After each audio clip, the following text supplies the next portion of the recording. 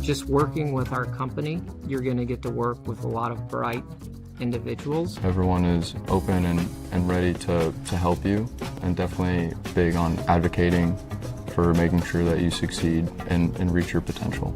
Everyone's goal is the same, to make the best products that we can for our clients and make sure that it is everything and more that it could be. What's kept me here? Our culture. We're genuinely a very great group of people. Everyone's just always willing to lend a hand. When I have a suggestion or a concern and I voice it, leadership actually hears me. As a consultancy, every person has a role and has something to bring to the table. There's just a lot of opportunities here if you're up for the challenge. Jump on board, be part of the fun ride, because we're going places.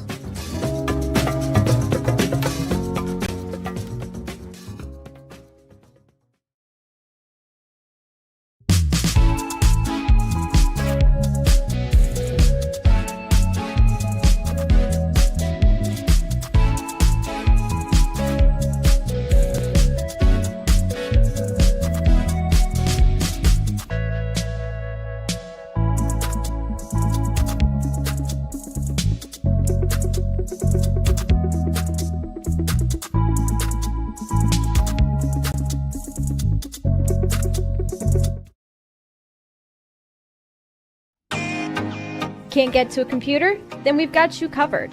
Just go to the IndianaSRN app and stay up to date with all of your favorite teams. You can watch live coverage or relive the experience with our on-demand service.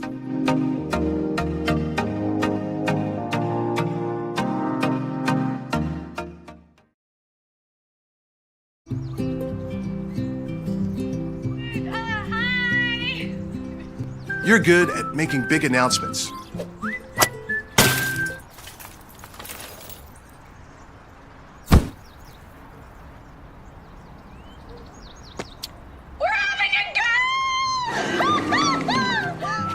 We're good at your insurance. Start with Indiana Farm Bureau Insurance, online, over the phone, or in person, and stop knocking on wood. From warehousing to transportation and everything in between, Piper Logistics does it all. Centrally located, Piper Logistics has 2 warehouses in Indianapolis and a warehouse in Cincinnati, Ohio. Piper Logistics houses over 1 million square feet. Along with our transportation department, we can provide service to half the United States markets.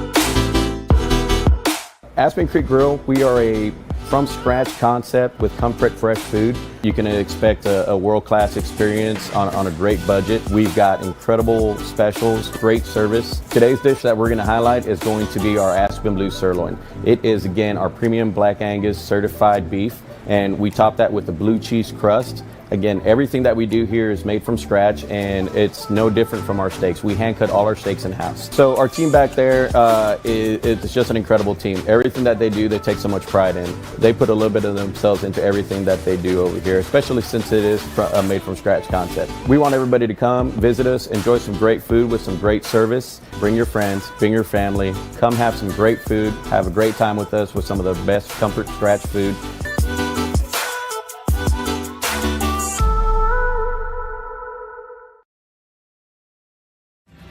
Thinking about what to do after high school? Consider a career with Boilermakers Local 374. As a Boilermaker apprentice, you'll earn while you learn. We offer excellent wages and benefits, and as part of our no-cost hands-on apprenticeship program, you'll learn from the best in state-of-the-art training centers and on the job. Become a union Boilermaker and get on your way to a great career. Find out more, visit www.local374.org or call 219-845-1000.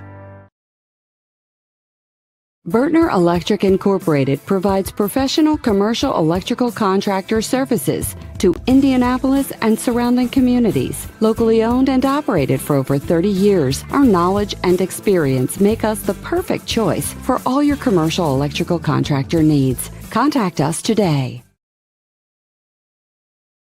Thanks to you.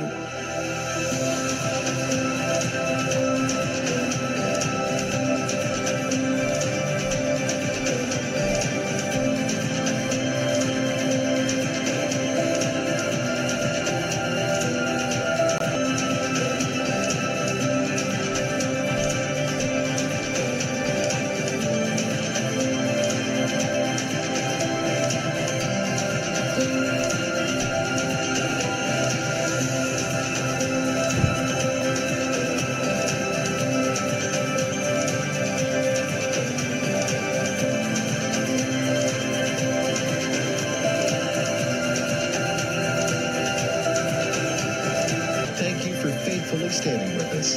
You are truly making a difference in the lives of our neighbors in need.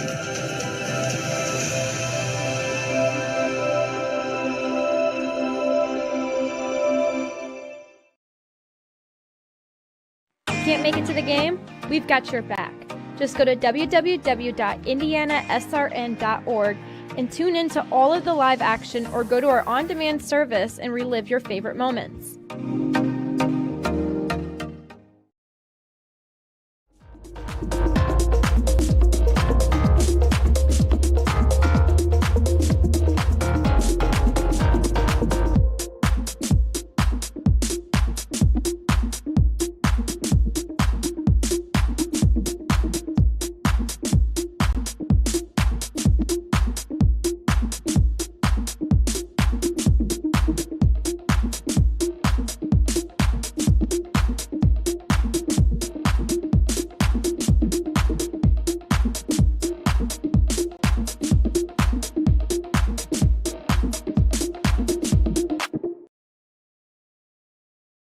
Sports fans, welcome back to Game Time, to pure spirits, to pure sports. Welcome back to high school sports. Fans, I'm IHSAA Commissioner Paul Knighty, and I just want to say, welcome back. This is Game Time. This is Indiana high school sports. This is your IHSAA. Hey Indiana, let's clear the air about vaping. Glue, rat poison, paint.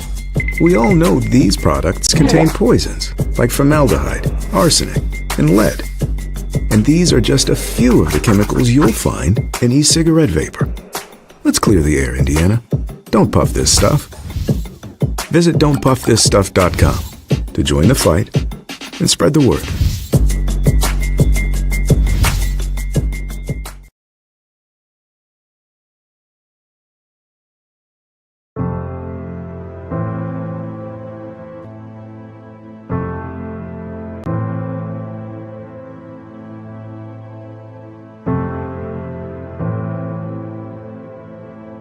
Calling officials cheaters or corrupt, it's not a game.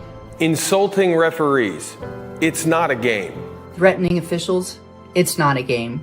Berating young umpires, learning the ropes, it's not a game. Violent language in the stands, it's not a game. Verbal abuse from the sideline, it's not a game. Screaming at a referee in the parking lot, it's not a game.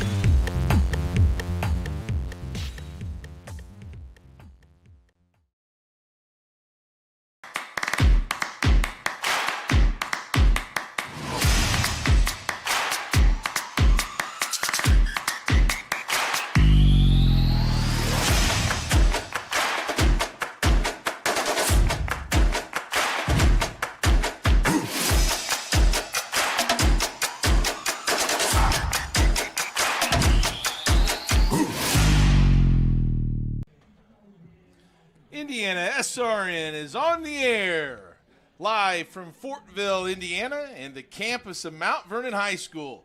We're proud to bring you week 2 of high school football action. Tonight's game features the Franklin Community Grizzly Cubs and the Mount Vernon Marauders. This matchup is brought to you by the Morales Group, building better futures one story at a time. Aspen Creek Grill, why do anywhere else for delicious food? Bertner Electric provides quality electrical services in central Indiana. Boilermaker 374, we're second to none in quality and performance. Clean Slate, inspired innovation that moves business forward. And Piper Logistics, from warehousing to transportation and everything in between. Well, our team of producer Ben Wood, cameraman Justin Griffiths, and my partner Peyton Brown, this is Clark Chafin, welcome you to tonight's matchup. And Peyton, these two teams had different results from their week 1 contest. How's that impacting that change go from week 1 to week 2 in the high school football season? Yeah, the main thing that they have going on with them is their week 1 jitters are gone. So they no longer have to worry about getting used to getting hit by somebody else or somebody of an opposite color jersey anymore. All they got to do is go out and play, because they have found things that make them do good and then make them do not so good, which they were able to correct in this week of practice. So now all they got to focus on, in my opinion, is what they did good. And they need to build off of that kind of momentum, especially Franklin coming off of a huge win last week. And then Mount Vernon being able to build off of corrections they made coming off of a loss coming into this as well. But I think this matchup is going to be really, really good because of the competitive nature that both these teams have, but also because of Franklin's win last year. I think Mount Vernon might be out for some vengeance this year. Well, as you mentioned, the Franklin Grizzly Cubs won in their week up matchup in dominating fashion over New Albany. They took that by a score of 42-3, while Mount Vernon lost it at Lucas Oil Stadium in a matchup to Noblesville, 48-30. And a huge factor for this entire week has been the heat and humidity, and no doubt it'll play a part in this contest. The heat index surpassing 100 degrees throughout multiple days this week. Temperatures have forced practice to go inside, even move some of the cancellations of some of the different outside high school activities. You know, Peyton, you played the game.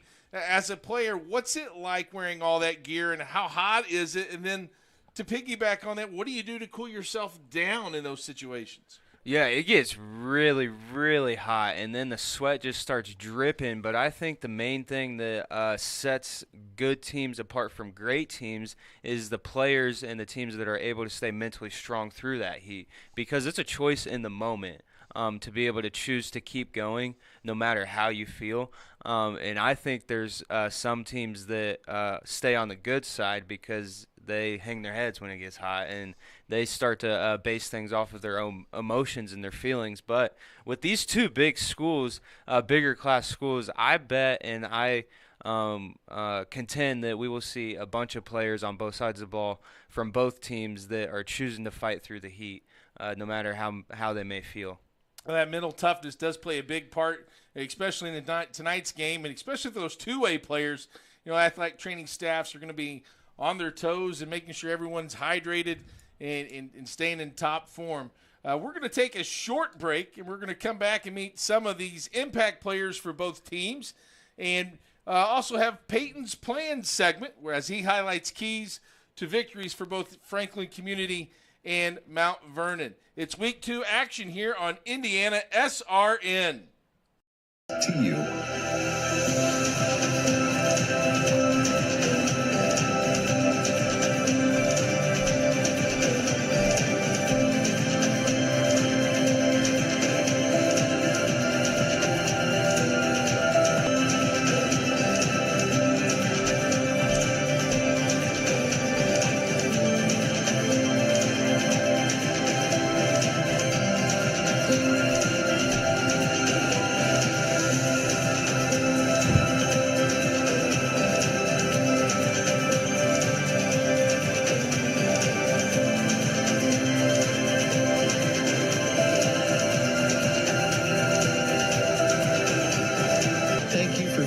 for standing with us.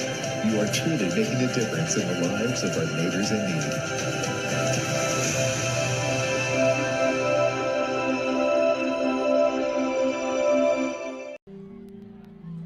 Welcome back to IndianaSRN at Mount Vernon High School in Fortville, Indiana. This is Clark Chafin along with my partner Peyton Brown. And Peyton, let's take a look at some of the key players for each squad tonight. Let's first of all look at visiting Franklin Community Grizzly Cubs. They're on the season 1-0, as we mentioned earlier before break. They beat New Albany 42-3. Coach Chris Coyle is in his 7th year at Franklin with a 26-36 record, but he's 18th year overall and won a state championship in 2014 with Tri-West. Last week, very impressive for Franklin Community, as they scored 6 touchdowns by 5 different players, and the defense only gave up 3 points in the first quarter. They had some platoon system at quarterback with Clay Pinnock and Grayson Betts, both competing and throwing 11 passes, but the big offensive gainer was Alex Lugers. He was a junior running back who tallied 133 yards and 2 touchdowns, and Caleb Owens also totaled 88 yards and a touchdown for an 8.8 average. A couple of receivers led by seniors Quentin Richardson and Taylor Cooper each had 3 catches. And Peyton, it feels like Franklin Community has more of a traditional pro-style run-first offense. What must they do to win this contest? Yeah, if I was Franklin, I would stick to the run and stay downhill. If you put up that many points staying downhill as a team and your defense is able to take care of business on the other side of the ball, you're going to be good every single week. For a defense to hold a team to not even a touchdown in a game is very rare. So being able to keep that going, keep that same energy, and building off the same type of scheme, and just being that ground and pound team that they were known for in week 1. 280 yards of total rushing last week against New Albany. A really impressive stat for the Grizzly Cubs. Meanwhile, as we see the home team come on the field, the Mount Vernon Marauders, they lost to Noblesville 48-30. They're coached by Vince Liddy, who's in his 3rd year. Coach Liddy is 20-6 at Mount Vernon. Offensively, they have a little bit of a different style, Peyton. They'll look to maybe hit some run-pass options and let the pass set up the run. They're led by Luke Ertl, who threw for 238 yards and 3 touchdowns. 4 senior wide receivers in Chris Edmonds, Tyler Etherington, Trey Jones, and Dominic Barnett. And Joliba Brogan had 84 yards rushing. So the Marauders can put up some points as well. What should they do to come out on top? Yeah, so they need to do a little bit of the opposite of what Franklin was able to do so successful last week, and they need their defense to step up, because to let up as many points as they did isn't going to cut it. And then on offense, being able to just stay explosive with their run-pass option and making the right read. So if I'm Mount Vernon, I'm finding that grit on defense, and I'm finding that explosion on offense and building on top of that. The captains are meeting at midfield for the coin toss. We'll come back for kickoff here on IndianaSRN. Hey folks, good to be with you for tonight's game. My name is Andy Simpson, and I'm a licensed IHSAA football official, and welcome to Friday Night Football, powered by IndianaSRN. On behalf of the 340 football officials, the IHSAA, the crew here at IndianaSRN, we hope you enjoyed tonight's game, and more important, don't forget to subscribe to the IndianaSRN YouTube page. As you're watching tonight's contest, I'm going to show you a few of our signals that will help you better understand the information we are trying to convey.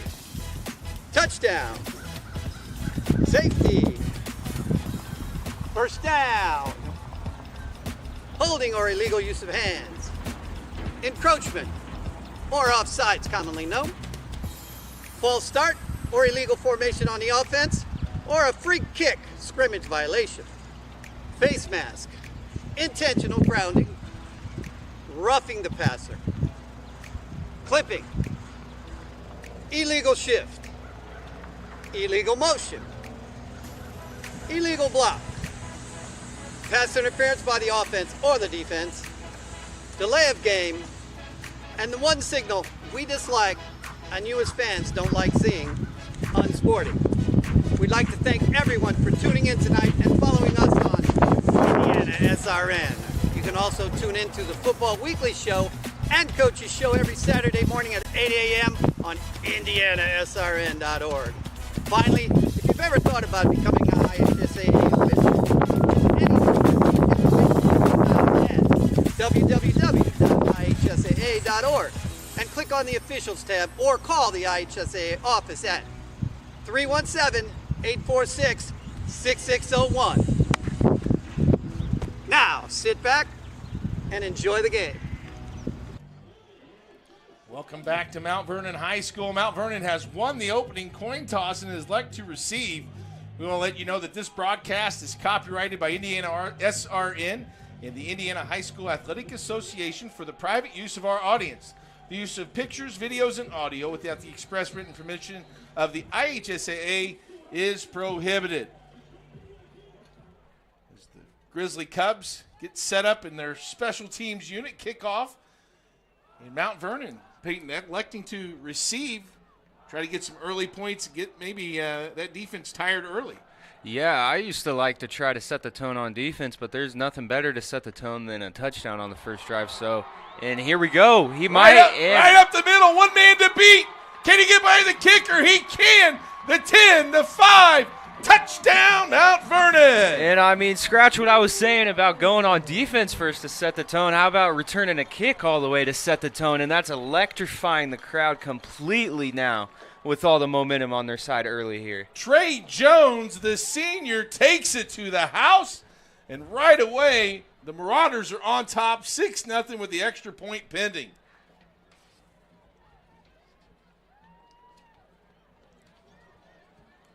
Tell you, he had some really good blocking, just found a seam, cut right up the middle, had one man to beat.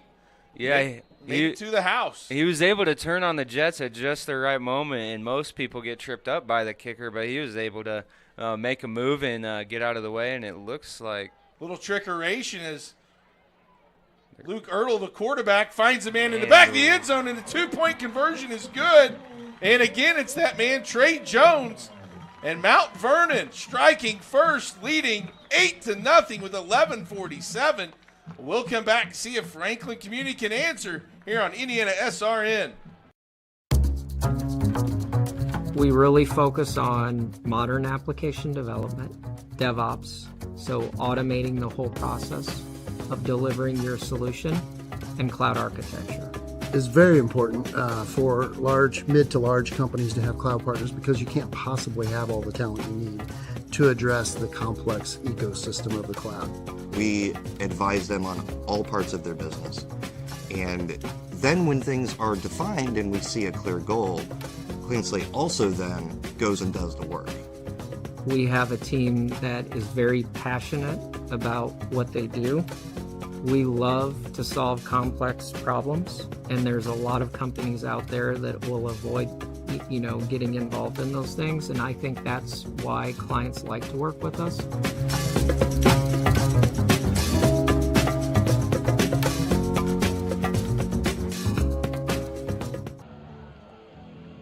After an 85-yard opening kickoff return for a touchdown, followed by a 2-point conversion, Mount Vernon on top 8-0 right from the get-go as they kick off to Franklin Community. And Franklin will not do the same, but I know they're coming out with some energy to bounce back after that and rebound. And, man, I'm still shocked after that.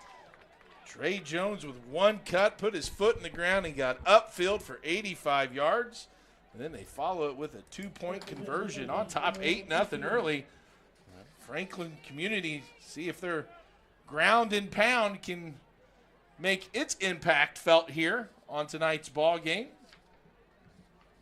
Looks like that quarterback's going to be Clay Pinnock. And then the shotgun to his right is Alex Lugers.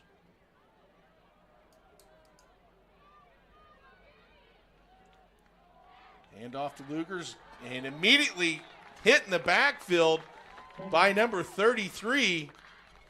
And you can just see that this defense is feeding off the energy from the opening kick return, because those linebackers and D linemen weren't only downhill, they were downhill quick and ready to hit whoever was in their way. It was tackle made by Connor Garrison. One thing you said to set the tone for Mount Vernon as they gave up a lot of rushing yards last week to Noblesville, so that could have been a focus in practice. Back to pass is Pinnock over the intended receiver, and with some incidental contact, no flag, brings up third down. And something big here to notice in early in this game is the body language and the energy in the players, because on Mount Vernon's side, you can see them upbeat. You can see their electric spirits after what has happened. And Franklin, not that they're not that way, but they seem maybe a little bit slower. Well, that's like a punch in the mouth right at that opening kickoff, and then going for the 2-point conversion. So a double surprise there. Franklin's got to respond. 3rd and 10. 2 receivers to the right. Pinnock drops back. He's found a gap right up the middle, cuts back, gets across the 30, and it looks like a first down. A 13-yard gain by Clay Pinnock. And things like that are becoming more and more common as the years go by, as that dual threat quarterback. And honestly, some quarterbacks are erring. And here, as you can see, he can't see anybody to throw to, so he just pulls it down and he goes, and able to have those wheels. Traditionally, looking back in previous years, you got quarterbacks that are more in the pocket and hand it off, but having a quarterback that can do both pass and run is vital nowadays. Luger was on the carry, caught again behind the line. From warehousing to transportation and everything in between, Piper Logistics does it all. Mount Vernon was in that man-to-man defense, and no one accounted for the quarterback, and maybe they might change that up if they get in that same position and go to a zone. Yeah, what we like to do is have our Mike linebacker, which was usually me when I was on the field, spy on the quarterback to be able to have him accounted for. So maybe Mount Vernon might make an adjustment like that as this game goes forward if he's continuing to be a threat like that. And he tucks it and goes again. A little quarterback draw there by the pulling offensive line. Found the gap on the left side. And he's got one run now for 15 yards and another for about 5 to 7 there. And so, as I said, Mount Vernon might want to find a linebacker that's just spy on him to be able to have him accounted for. Well, if you look at the stats from week 1, Grayson Betts, the other quarterback, was the one that had the most rushing yards, but so far Pinnock has 2 rushes for 20 yards. Big third down, 3. Handoff, and Luger's fights. It looks like he got the line to gain. A 5-yard run and a first down. And this is the exact response that you need out of a team like Franklin after having what they had happen on the first play of the game, and they were looking like they were about to have a 3-and-out at the beginning of this drive, but being able to just put their heads down and respond like they are is going to keep them in this game long term here. 1st and 10 from the Franklin Community 44-yard line. Their first possession on offense. Pinnock in the shotgun. Luger's to his left. Gets a little pressure, steps up in the pocket again, and he's able to elude the rush and gains another 12 yards. And once again, he didn't see anyone open, and he took that gap, and it looks like Mount Vernon only has 2 linebackers back, which is giving a huge hole for him because they'll drop in coverage, obviously, or drop on a man, leaving the middle of the field wide open, or it seemed like they might have even blitzed, and if they do that, he has just green grass right in front of him once he breaks through the line. That's the game within the game. Mount Vernon gave up 400 yards rushing last week, and Franklin Community gained 280 yards rushing. So this is where the game might be decided. As a quick screen pass out to the flat is caught by number 18, Luke Becker. And the 2 biggest weak points for most teams in their running game or even in the quick passing game like this is containing the ends and filling their gaps and having their linebackers be downhill. And if their linebackers aren't quick enough to recognize that it's not a run and then it's a pass, they're going to be in trouble just like that because they're able to find a little bit of room outside. And a good first down play for Franklin Community, getting some positive yards so they're not behind the chains. Now you have the whole playbook at your disposal as it's 2nd down and 3. Handoff up the middle. No, it's a nice fake down. Almost caught Luke Becker got behind the defense.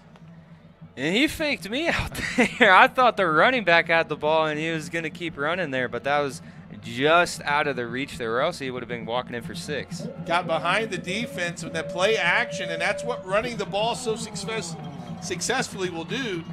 Get those second-level unit defensive players up, get your offensive man behind those players, but unable to connect. 3rd and 3 from the 37-yard line. Pinnock in the shotgun. Takes the snap, moves to his right. Gets around the corner, and he'll be pushed all the way down to the 19. With some nice blocking by the right side of the Grizzly Cubs. And a big gain and a big first down. And I love that call by the coach, just having your threat take off around the side. And you see these lead blockers up here, and he just trusts his wheels and gets outside of these defenders. He knows that he is quicker than him, and he just gets to the edge and turns up field like that. And if I was the coach, I'd put it into my playmakers' hands every single play just like that. 50 yards rushing by Pinnock already this quarter.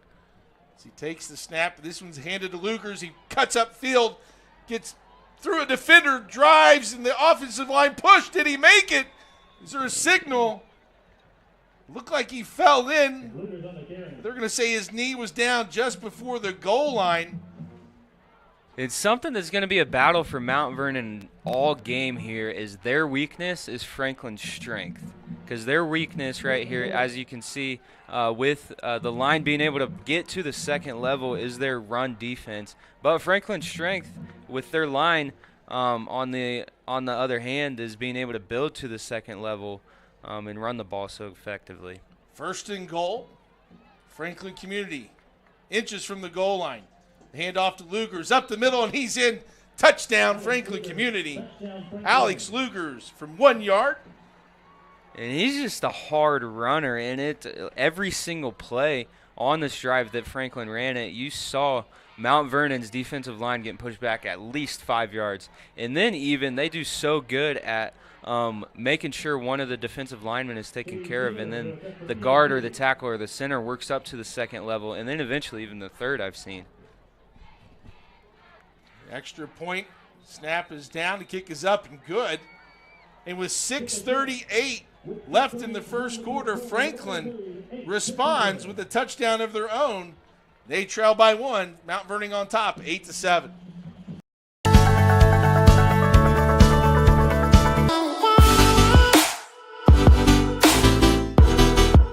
Aspen Creek Grill, we are a from-scratch concept with comfort fresh food. You can expect a world-class experience on a great budget. We've got incredible specials, great service. Today's dish that we're going to highlight is going to be our Aspen Blue Sirloin. It is, again, our premium Black Angus certified beef, and we top that with a blue cheese crust. Again, everything that we do here is made from scratch, and it's no different from our steaks. We hand cut all our steaks in-house. So our team back there, it's just an incredible team. Everything that they do, they take so much pride in. They put a little bit of themselves into everything that they do over here, especially since it is a made from scratch concept. We want everybody to come, visit us, enjoy some great food with some great service. Bring your friends, bring your family, come have some great food, have a great time with us with some of the best comfort scratch food.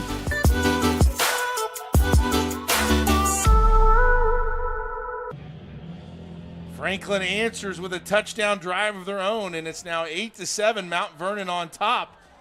We talked there during the break. Peyton, do you squib kick it or do you kick it deep to Trey Jones? What are you thinking? I'll definitely not kick it deep, and they're going deep. I would have onsided it because it would have caught him off guard, honestly. As they run up to, they fake the onside already. I would just do it. Well, they're setting it up for sure, but you kick it out of the end zone and make Mount Vernon drive it the length of the field as we get a first chance to look at the Marauders' offense. Again, led by number 2, Luke Ertl.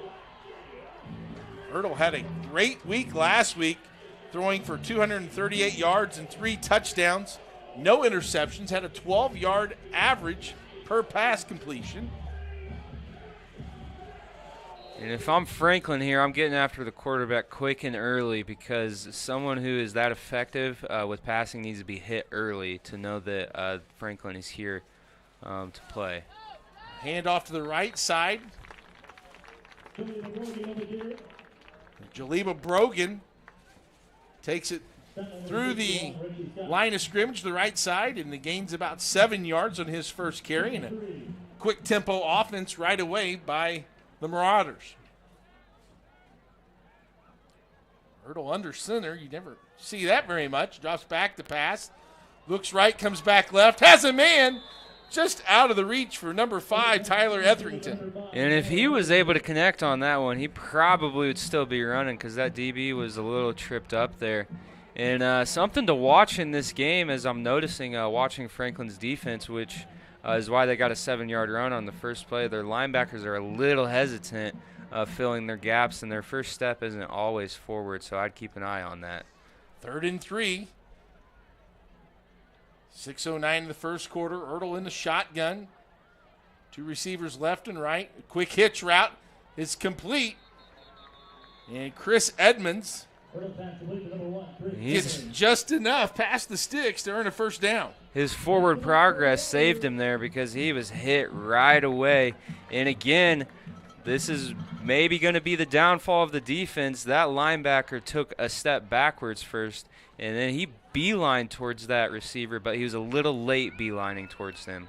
4-yard gain, and then the end-around handoff to Trey Jones, who started the contest with an 85-yard kickoff return. But the Grizzly Cubs were there. Yeah, and the way that their defensive backs are downhill like that on that play, and their defensive end there, is how their whole team is going to have to play to be able to contain them like they just did. And they just got them to jump off sides. So a free 5 yards, gets some of that lost yardage back on that first down play. The first penalty of the night.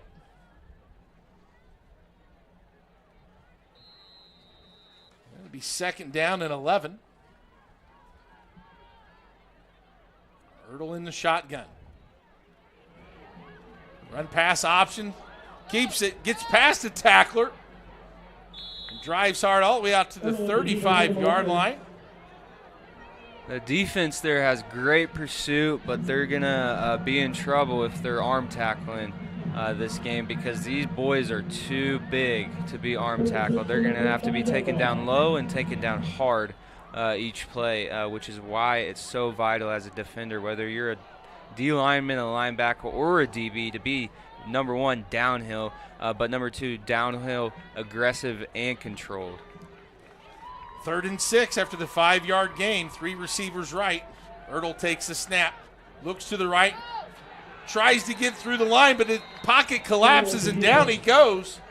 And that is exactly the play that Franklin needed there, as Mount Vernon had a little bit of steam at the beginning of this drive and a little bit of momentum, but Franklin was able to shift it back to theirs. And got to push with just your 4 down linemen. They didn't bring a blitz. They stayed in coverage. If your 4 defensive linemen can get pressure in the pocket, and that way you also have that containment on the outside and that coverage. Good defensive play by Franklin Community. If they can do that this whole game, they'll be able to pull out with the win, as we know Mount Vernon's pass attack is extremely effective and extremely dangerous. A 2-yard loss on the sack. As officials getting everything situated. 4th down and 8. And here comes the punt. Takes his Mount Vernon roll inside the 30 to the 29. And that's where Franklin Community will take over. 3:44 in the first quarter. Mount Vernon on top, 8-7.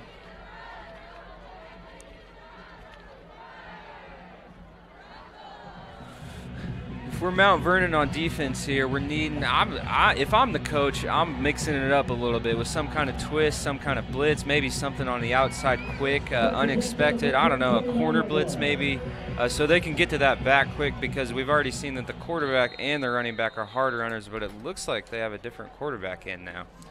They platooned quarterbacks last week, and this is number 3, Grayson Betts.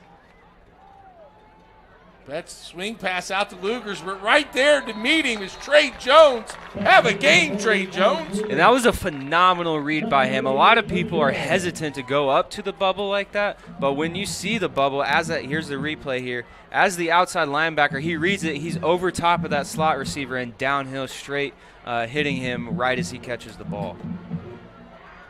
Loss of 5 on the play. 2nd and 15. Betts drops back to pass, climbs the pocket, runs again, able to elude one tackler and get some of that positive yardage back. And that tackler, he was able to juke out there. I noticed on that play, it looks like they do have somebody spying the quarterback now. He's coming out of the game, but he was watching the quarterback's eyes that entire time. And he just needed to break down a little bit sooner to make that tackle. 9-yard run by Betts brings 3rd and 6. Franklin's just had some success of spreading out their formations and the quarterback running. Here he gets flushed, goes to the left, throws to the right, intercepted! Is it Trey Jones? It's Trey Jones! It's Trey Jones on that one. He's having a game of himself. And number 40 coming off this field, and the last middle linebacker that came off this field looks like, so you can see number 40 spying him down the entire time, going where he's going, giving him nowhere to run, giving the DBs a chance to go make a play on the ball when it's in the air. And Betts was forced to his weak side, to the left side, and had to throw didn't have as much power when your right-handed quarterback going to his left. Threw it up there. Trey Jones making yet another play. An interception, the first turnover of the ball game, and gives Mount Vernon great field position at the 48-yard line of Franklin Community. And it looks like Trey Jones is a two-way player out there. Ertles gets the snap and fumbles it, but he's able to get it to Brogdon. Nowhere to go, trying to find some room. And a broken play turns into a negative play there. Well, they tried to make something out of nothing, and they got it to Brogdon, but fortunately for Franklin Community, they were able to rally to the ball, and a big 12-yard loss. Yeah, it's on those broken plays sometimes that you see the craziest types of touchdowns, but Franklin did exactly what they needed to with their pursuit to make sure that that play wasn't going anywhere from the start. 2nd and 22, a loss of 12. Here's the handoff to Brogan. He has nowhere to go. And this D-line is already stirring up to be some trouble for Mount Vernon tonight, as not only are they getting pressure on the quarterback every play, but they are pursuing that ball carrier hard, which is making up for some things that they got going on outside and in the middle of the field here. 3rd and 23. You almost hope if you're Mount Vernon, even a penalty, there's probably not many plays in the playbook to get you 23 yards. If I'm the coach here, I'm going all seams. Ertl out to the flat, and it's through the hands and incomplete of Etherington. And what looked like a promising opportunity for Mount Vernon after getting the turnover, you go backwards, and now you have a 3-and-out. Yeah, I think it was the composure just kept by the Franklin's defense. I mean, you have a setback there with your offense turning the ball over, but being able to have a team with the defense after something like that, like a turnover, to come out with their composure and their effort staying the same will be huge as they go late into this game. Here's the punt. It'll take a sideways bounce, and it'll cross the 30-yard line. Official will say it went out at the 31, where Franklin Community will take over, leading 8-7. We'll see who comes out for the Grizzly Cubs. Under center will be Clay Pinnock or Grayson Betts. Looks like Pinnock is marching out this time. He led the Grizzly Cubs to a score. I want to let you know that officially human, thanks to our officials for today's game, their hard work and dedication. Without them, we do not play, so please say something nice or don't say it at all. Sportsmanship is everyone's job. There's the handoff to Lugers. Tough running by Lugers. Very tough running there, and again, their line is doing so great about working to the second and third level, which is why they have bigger runs. I don't know if they've had a run under 5 yards up until this point, and it starts with their line and then their hard running from not only their running back but their quarterback too. That'll run the clock down, and that'll end the first quarter of action. And action-packed is what we've had, Peyton. Very so. And going into the second quarter, Mount Vernon will need to do something, not only to spy this quarterback, but stop the run as well. Well, we'll see what adjustments they make as they switch sides of the field. We'll come back with second quarter action. Mount Vernon on top of Franklin Community, 8-7. We encourage you to follow us on Twitter at IndianaSRN. Find upcoming games, video highlights, and much more. Follow us now at IndianaSRN. Can't get to a computer? Then we've got you covered. Just go to the IndianaSRN app and stay up to date with all of your favorite teams. You can watch live coverage or relive the experience with our on-demand service.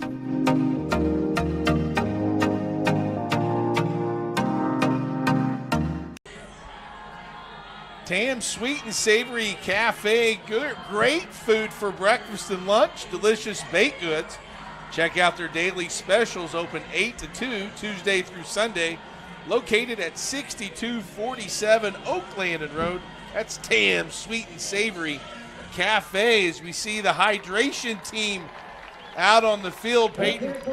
Seems like so far a pretty good first quarter in terms of the heat as well. Not a lot of players cramping up yet, so keeping them hydrated, maybe a little extra time here. But what are your thoughts on the first quarter? Yeah, it was very, very action-packed on both sides of the ball. They're able to find their rhythm a little bit, more so Franklin, I believe, offensively. And Mount Vernon has a little bit of things that have been working, but I think they need to push a little more. And definitely on defense, they need to focus on containing Franklin's quarterback and being downhill in their run game, because that's what beat them last week, and it's what will beat them this week with how much talent Franklin's got in the backfield tonight. Franklin Community, Peyton, has 88 yards rushing in that first quarter to only 2 yards passing in the touchdown. So most of those damage from their offense coming from the quarterback running or Alex Lugers, who has 6 rushes for 29 yards and a touchdown. As we begin the second quarter, Clay Pinnock in the shotgun. Hand off to Lugers of the right side. As Earl Campbell run through the jersey. And again, it starts with the push of the offensive line, and exactly what you were saying. They already have over 80 yards rushing. And if I was Franklin's coach, I'd just keep giving the ball to him. I'd just snap to my quarterback and tell him to run, because he is killing it so far in this game. And Mount Vernon, they're just being a little slow to their gaps. So if they're able to get downhill quicker, especially their linebackers on both teams here, they'll be able to stop the run before it gets past 5 yards. Well, one thing that running game will do is it'll shorten the game. It's a quick pass by Pinnock. It looked like Lugers kind of crossed him up and kind of threw off his timing of that short little out route.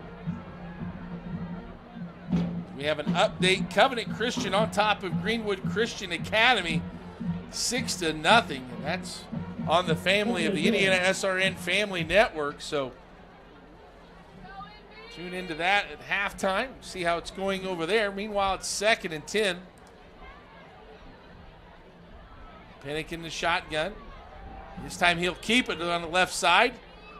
Power through the linebacker for 6 yards is Pinnock. And 6 yards every single play, all day, every day will win the game. And I like the aggression, because there was a little bit of a blitz from Mount Vernon there. I like the aggression there. It's just something vital in a blitz that is often missed is the outside contain. And that's exactly where the quarterback took the ball after he kept it there, was outside, as he was, I think he was doing a little bit of a read option there. But that DN just crashed and it opened up a lane for him there. 3rd and 4 for the Grizzly Cub offense. Probably 2-down territory here at midfield, down by a point. Here's the handoff, the right side. Takes the first contact and powers through the tackle is Lugers. And he has had that yak all night, yards after contact, which is so important as a running back because you oftentimes get hit within the first or second level, but how many yards you're able to still go after getting hit is what's really going to win you the game. Hard running and always falling forward is Alex Lugers, another 5-yard gain. And now the Franklin Community Grizzly Cubs are in Mount Vernon territory. Here's a jet sweep to Luke Beckert around the left side. And Trey Jones escorts him out of bounds. And they're starting to mix it up here, going a little jet sweep, outside run. Probably to set back up with their inside run, but they used the inside run already to set up that outside. So now that we know that Franklin's got all types of plays within the inside run game, the play action, the passing, and even jet sweeps now, Mount Vernon's going to have to stay on their toes here. Beckert, his first carry for 4 yards, 2nd and 6, getting positive yards on first down. Very critical for a run-first oriented offense. Here's the handoff to Lugers. Pounds it right up the middle, just running right behind that big offensive line. Yeah, he's able to be behind that big offensive line. He's got the yards after contact, and something that didn't help Mount Vernon at all was the high pad level. The higher your pad level is, the worse your performance is going to be, because in this game it's low man wins every single time. And if that running back stays that low this whole entire game, he's going to keep winning those yards after contact. 3rd and 1. A lot of defenders in the box. Let's see if they take a shot over the top. Well, they go straight to Lugers, and he absorbs that first contact, like you said, Peyton. Rolls and falls forward for a 4-yard gain. And if I was Franklin's coach, that is the exact call that I would have called with how this offense has been running the ball so far here. And with Mount Vernon, they got a 2-linebacker look, but I almost feel like 3 or 4 in the box with the linebackers could be a little better with how things are going right now. Maybe play some more people in the box and force Franklin's hand in throwing. I'd keep those players in the box, and I'd also twist them and blitz them in all kinds of ways. Here's the handoff to Lugers. Cuts inside the defensive end and hammers all the way down to the 20-yard line. And again, that kid just has low pad level, and when he initiates contact, he is the one that always initiates it, which is why he's falling forward instead of Mount Vernon driving him back. Another big gain for Lugers. Ball resting out the Marauder 20-yard line.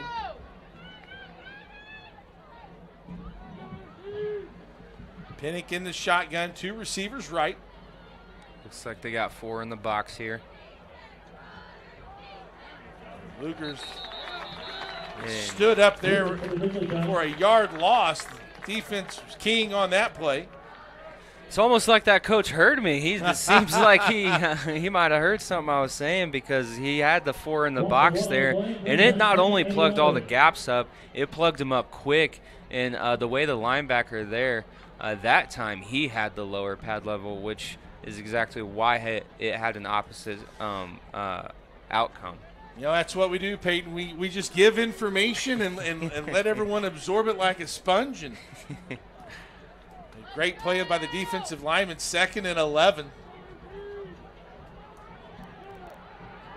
Lugers goes in motion. Pinnock looking to his right. He's able to scramble out to the left, and he slides safely. And he was just able to be an athlete there, because he had somebody in his face. And honestly, if I was that linebacker in his face, I would have just hit him, no matter if he had the ball or not.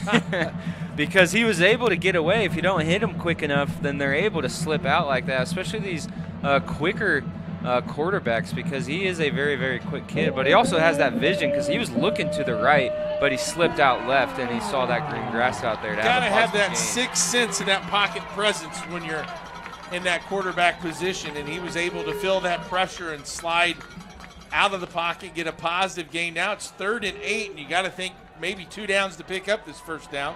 Quarterback draw, and stiffed out well by the linebacker from Mount Vernon. That's number 35, Denham McAtee, a 5'10 senior.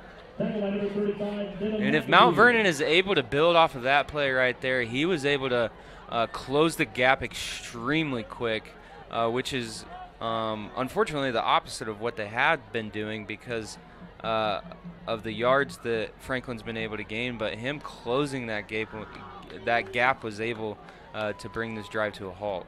4th and 8. Franklin will set up for a field goal with 35-yard attempt. Snap is good. The kick is up. Does it have enough? And it is. It's good. It almost looked like it was going to bounce on the goalpost and back at us here. A 35-yard field goal is good, and with 5:51, Franklin Community goes on top, now leads 10-8. We encourage you to subscribe to our YouTube channel, IndianaSRN. Hit the bell to get notifications for upcoming games and more. Watch as many games as you want, as many times as you want. Burtner Electric Incorporated is fully licensed and bonded electrical contractor for your protection. Our electricians are available 24/7 for service calls and specialize in electrical service and storm damage repair. For more information, give us a call today. On the strength of a 35-yard field goal by J.D. Sever, the Franklin Community Grizzly Cubs go on top in this matchup, 10-8. We talked pregame, Peyton. This is a rivalry that's young in the series. Both teams have won once each, but last year was a 2017 Franklin win. We expect another close one tonight, and so far it hasn't disappointed.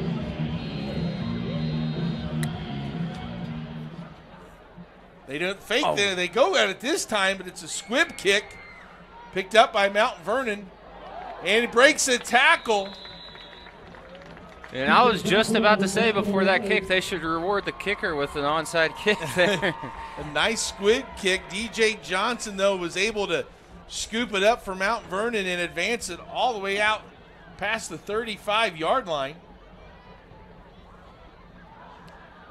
5:45. I think it's probably pretty critical for Mount Vernon to get some positive plays going. Last possession, they took over from a turnover, but went the wrong way. They went backwards. Let's see if they can get something going positive here on first down. Ertl under center. Here's the handoff. Brogan with a nice head of speed. A big 11-yard gain. And that's exactly right there what I would focus on if I'm Mount Vernon. I'd focus on milking a little bit of clock here so Franklin doesn't get it back with their high-powered offense and their good run game, and then score at just the last second.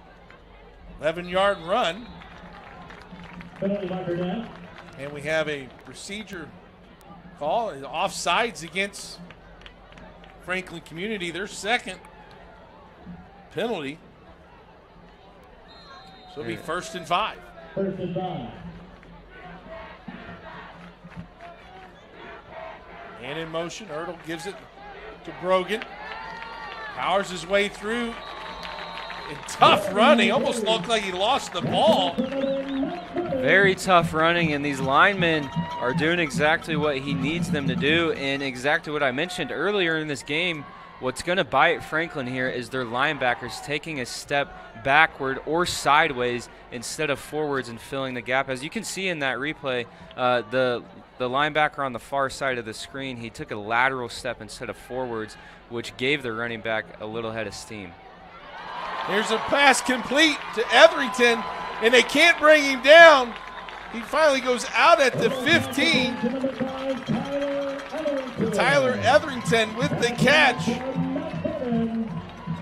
And a big first down by the Marauders. And here's this replay. He's able to just lead him to the sideline to where only he can catch it. It's in double coverage, so it's not like nobody was there.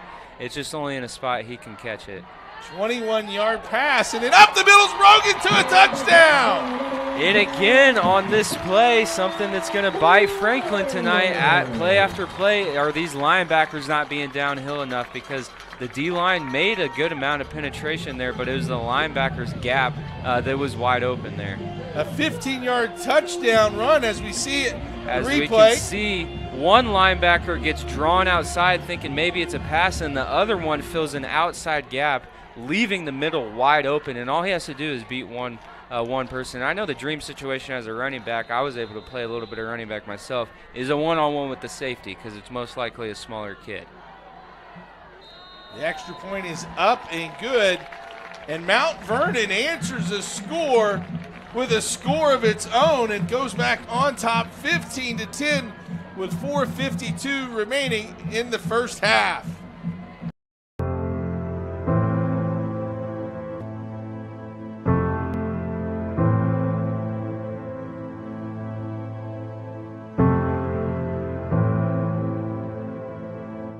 Calling officials cheaters or corrupt, it's not a game.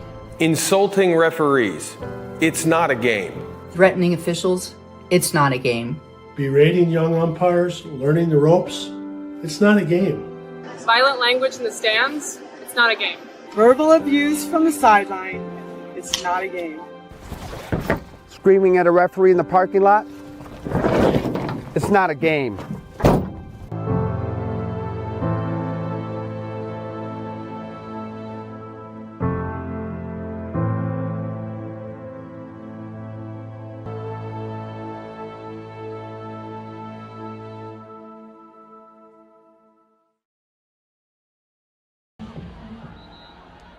Wheeler Mission Thrift Store, bargain hunters, treasure seekers, we have a place for you. Visit our store at 8640 East 96th Street in Fishers, Indiana. Thank you for helping us with our mission. 15-yard touchdown run by Jaliba Broggan puts Mount Vernon back on top, 15-10. 4:52. Here's the kickoff. It'll sail in the end zone for a touchback. Franklin here needing to drive to bounce back. They were able to get points on their last drive, but not as many as you would like. And to keep up with a team like Mount Vernon, it's going to need to be 6-point drives instead of 3, because you can put threes all up all you want, but with a team like Mount Vernon, with the momentum that they got, while you're scoring the 3s, they'll be scoring the 6s. Franklin Community's offense comes out on the field, and again, the rotation of quarterbacks. Grayson Betts, the sophomore QB, will now take the snaps as he gives the handoff to Blugers. And Mount Vernon's pursuit seems like it's picking up a little bit, because in the beginning of this game, they were able to run so effectively. Number one, obviously, because of the blocking, but number two, because there was a little hesitation, not a lot of pursuit. But right there, it seems like the D lineman was able to close the gap pretty quick. 2nd and 7, a 3-yard run by Lugers. Already 13 rushes for him on the hot, humid night.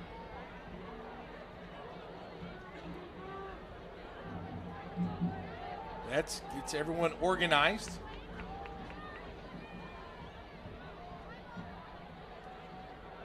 Drops back to pass, looks to his right, and in and out of the hands of the linebacker, number 34, Jonah Schroeder.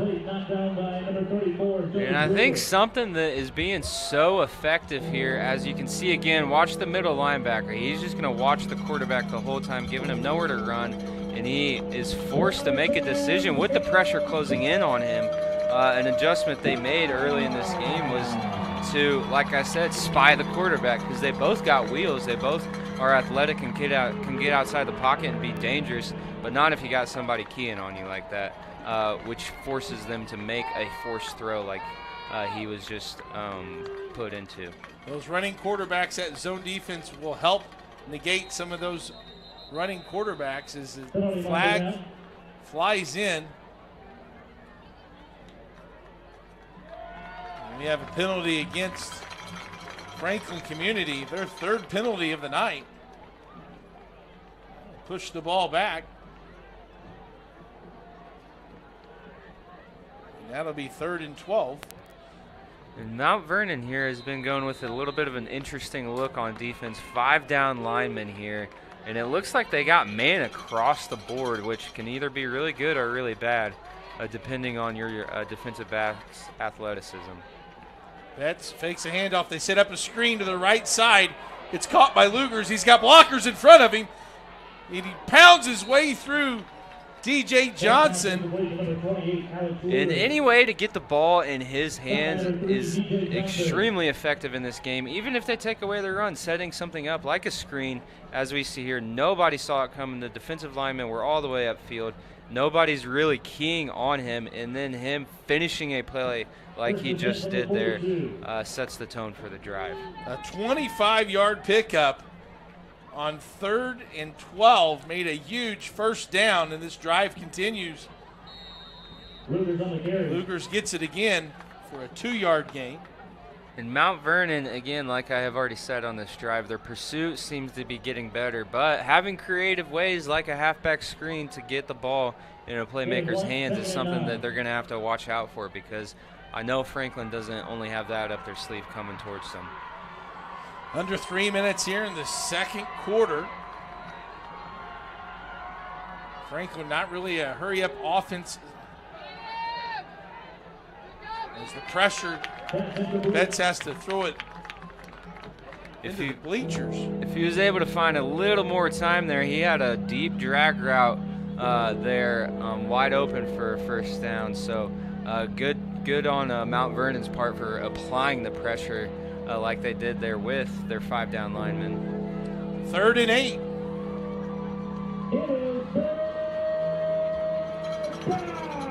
You feel like there's more time if you're Mount Vernon, and plenty of time on the clock with your quick strike offense.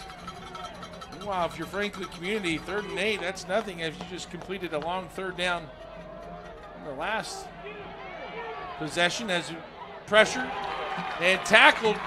Good pursuit from the backside by number 66, Devin Kendricks. And that was a little bit of a risky call on 3rd and 8. I believe they had not only 5 down linemen, but also I think somebody blitzed as well, leaving only enough to be in man defense there. A minimal gain brings up 4th and 9. Mount Vernon's going to take a quick timeout, save some clock, and hopefully get this and get their high-powered offense going. You have to be ready for a fake, though, in this game. Anything's possible. Anything is possible, especially with the momentum.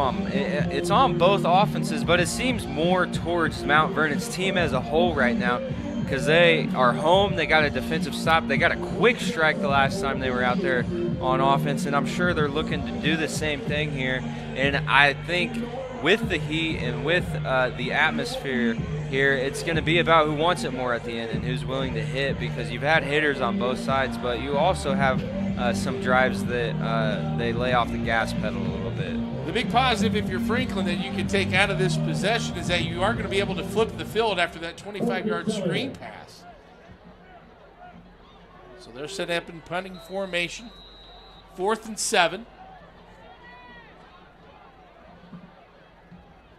There's the punt. All the way back to the 10-yard line. It's Trey Jones, and he runs it out to the 24. So a good return by Jones.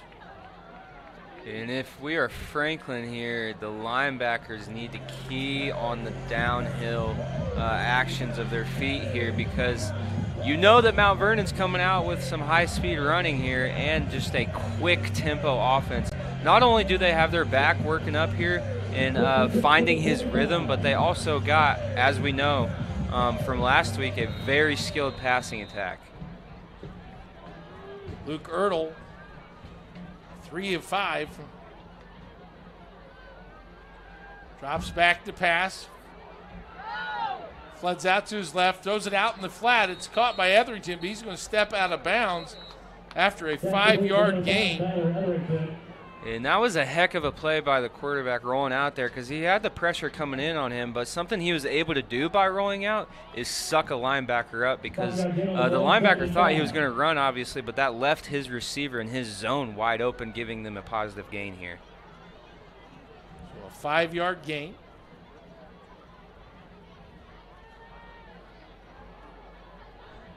Second and 5.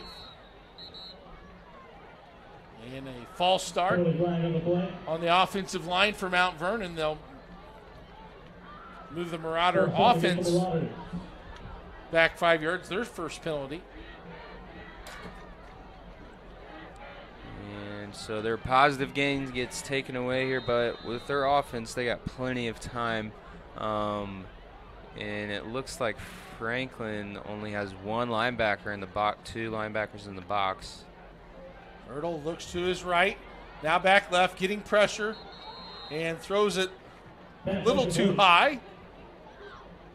Intended for Dominic Barnett. Yeah, and if he was able to just get that ball down just a hair, it was right there because he did really well at looking the defenders off, which drifted that corner over this towards us here, towards the bottom of the screen, and it opened up his receiver up at the top of the screen here. Important play here on 3rd down because if you throw the ball incomplete, you're stopping the clock and giving plenty of time for Franklin community. Look for something maybe safe here to keep that clock running and still try to pick up that 1st down. Ertl in the shotgun, drops back to pass, looks to his left, and an out route, and it's good and complete. And a big 1st down by Mount Vernon. And that was just a heck of a route by the receiver because he sprinted towards that corner like it was a fade, like he was going deep, getting his hips turned, and then he was able to break down real quick at about 12 yards and catch that ball for a 1st down. Dominic Barnett with the catch, and then the handoff up the middle goes Brogan. And 5 yards all day will get the job done there, especially with a hard running back like that. Which the rest of this game is going to be a battle between both sides running backs and linebackers. Quick tempo, no huddle offense. Ertl climbs the pocket, gets hit, and goes down. And before he got sacked there, he has great pocket awareness without turning his head towards the lineman. He has a great peripheral vision there, but that D lineman was just able to get past the offensive lineman at just the right time and take him down there. And a huge play here because it's running the clock down. Big sack by number 38.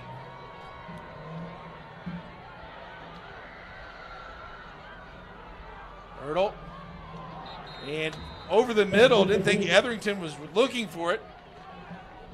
And it looked like the ball was thrown close to him. I'm not sure what he had him there across the middle there. Looked like it was through a lot of traffic, maybe 3 defenders around Etherington. It falls harmlessly to the turf and brings up 4th down, and Mount Vernon will punt from its own 39-yard line with 1 minute and 8 seconds left before halftime. Now Franklin's going to have to be in that hurry-up offense and high tempo, and I wouldn't be surprised if we saw a lot of quick off-tackle runs turning into a play-action pass in the other downs. Caught at the 19 and taken all the way up to the 32-yard line. Brought number 10, Landon Bassey, 5'7" junior, returns the punt. And if we're Mount Vernon here coming out on D, something we're looking for is the pressure being applied to the quarterback, but also in the secondary, understanding that the DBs are pass first, then run second, but the linebackers are run first, pass second, which has to keep them on their toes this entire drive. But as we've seen, they got a QB spy, so it'll be interesting to see how the quarterback adjusts to a linebacker spying him. 1 minute to go, 2 timeouts for the Franklin offense. Little screen pass set up and by Clay Pinnock, and it touches the ground. Short-armed out a little bit with the pressure in his face. It'll be incomplete. It'll be 2nd and 10. And Mount Vernon's doing exactly what they need to there, because the short passes like that, getting the ball in a playmaker's hands is dangerous. But if you have that much pressure and they're not able to get it off, then they're not able to go anywhere. Tell you, Peyton, though, Franklin Community will get the ball coming out in the halftime in the second half. If they can score here and kind of double dip, it could be a huge swing in momentum. Ball's caught outside by Luke Beckert.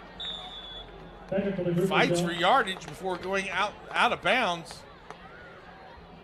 And that defense had great pursuit there, because again, they got the ball in a playmaker's hands there in open field on the outside. But being able to close that gap as a defender is vital, which is exactly what they were trying to do there. But as you were saying, if Franklin can get on the board here again and come out after half and put some more up, they'll be in a very good spot. But I'd be interested to see what happens here at the top of the screen with man-to-man, it looks like, but he's 15 yards off him.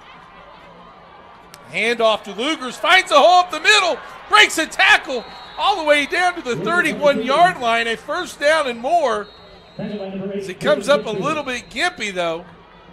And as I was saying, I guess it doesn't matter what was going on the top of the screen there. When you can give it off to a playmaker just like this, he's able to find a hole, hit the burst, and he just has people throwing arms at him with how quick he is, and he doesn't even hesitate running there.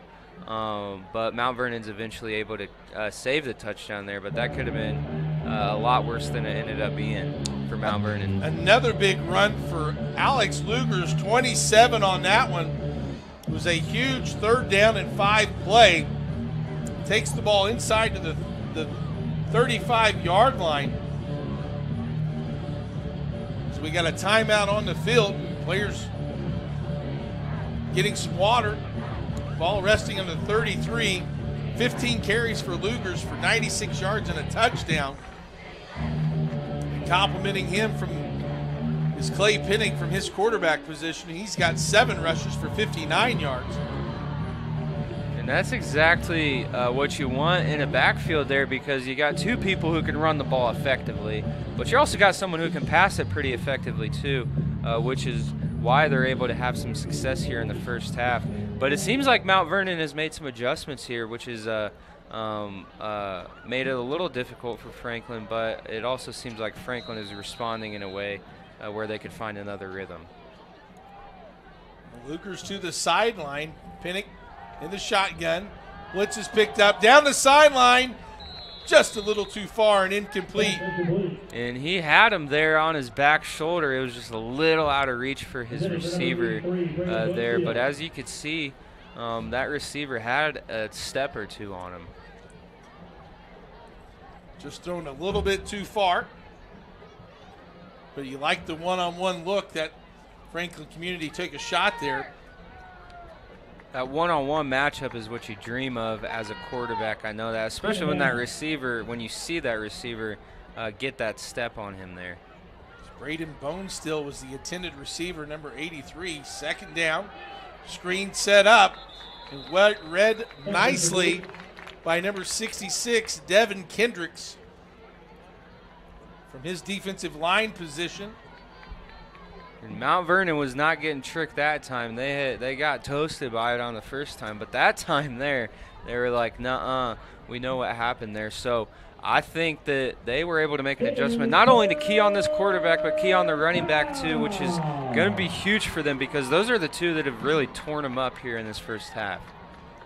Lugers back in there at running back alongside Pinnick. 3rd and 10, 31 seconds left. Man in motion. Here comes the pressure.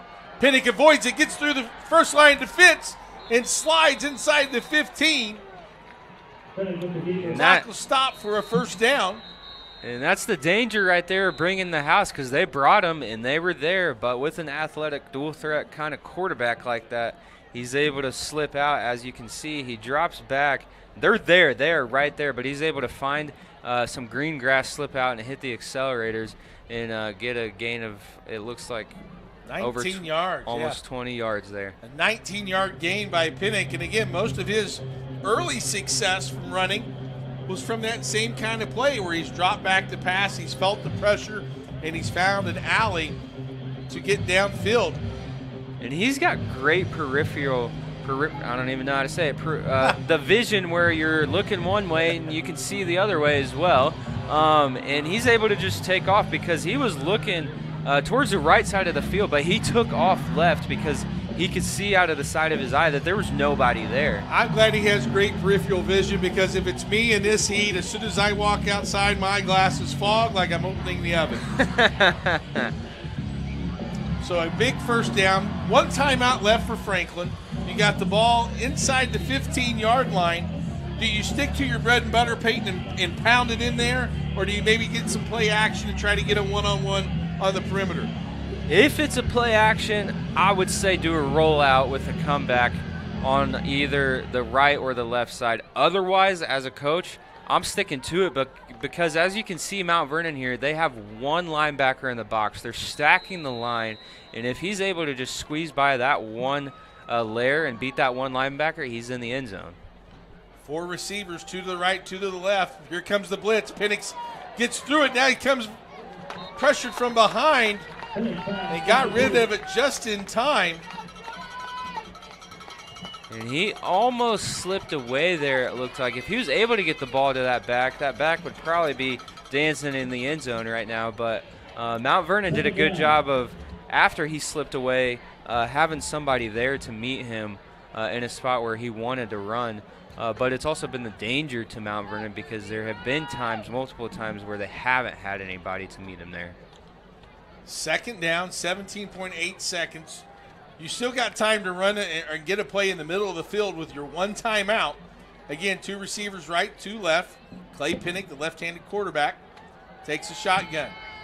Fade route, up the corner, jump ball, and it's a touchdown! Quentin Richards. And that was just a amazing ball thrown by the quarterback, and props to the receiver for going up there and getting it like that with that one-on-one matchup, because they're able to take the lead here with not much time for Mount Vernon to come back and really do anything, and they get the ball after half. Franklin is putting themselves in a really, really good spot here. But, yeah, that was just an amazing effort by the receiver to go up and get that in a tight window with how it was. The extra point pending. Its kick is up, and it is good. And Franklin Community, the offense that's the slower ground and pound, does a 2-minute drive and gets a touchdown with 12.9 seconds remain. A 15-yard pass play from Clay Pinnick to Quentin Richardson, and gives Franklin the lead at 17-15. At Morales Group Staffing, we are all about building better futures. And during these times, we are working hard to put people to work. We are now hiring for hundreds of jobs with pay up to $17 an hour. Visit our website at moralesgroup.net or text JOBS, JOBS, to 317-472-7600 to apply now and get hired today. We encourage you to subscribe to our YouTube channel, IndianaSRN. Hit the bell to get notifications for upcoming games and more. Watch as many games as you want, as many times as you want.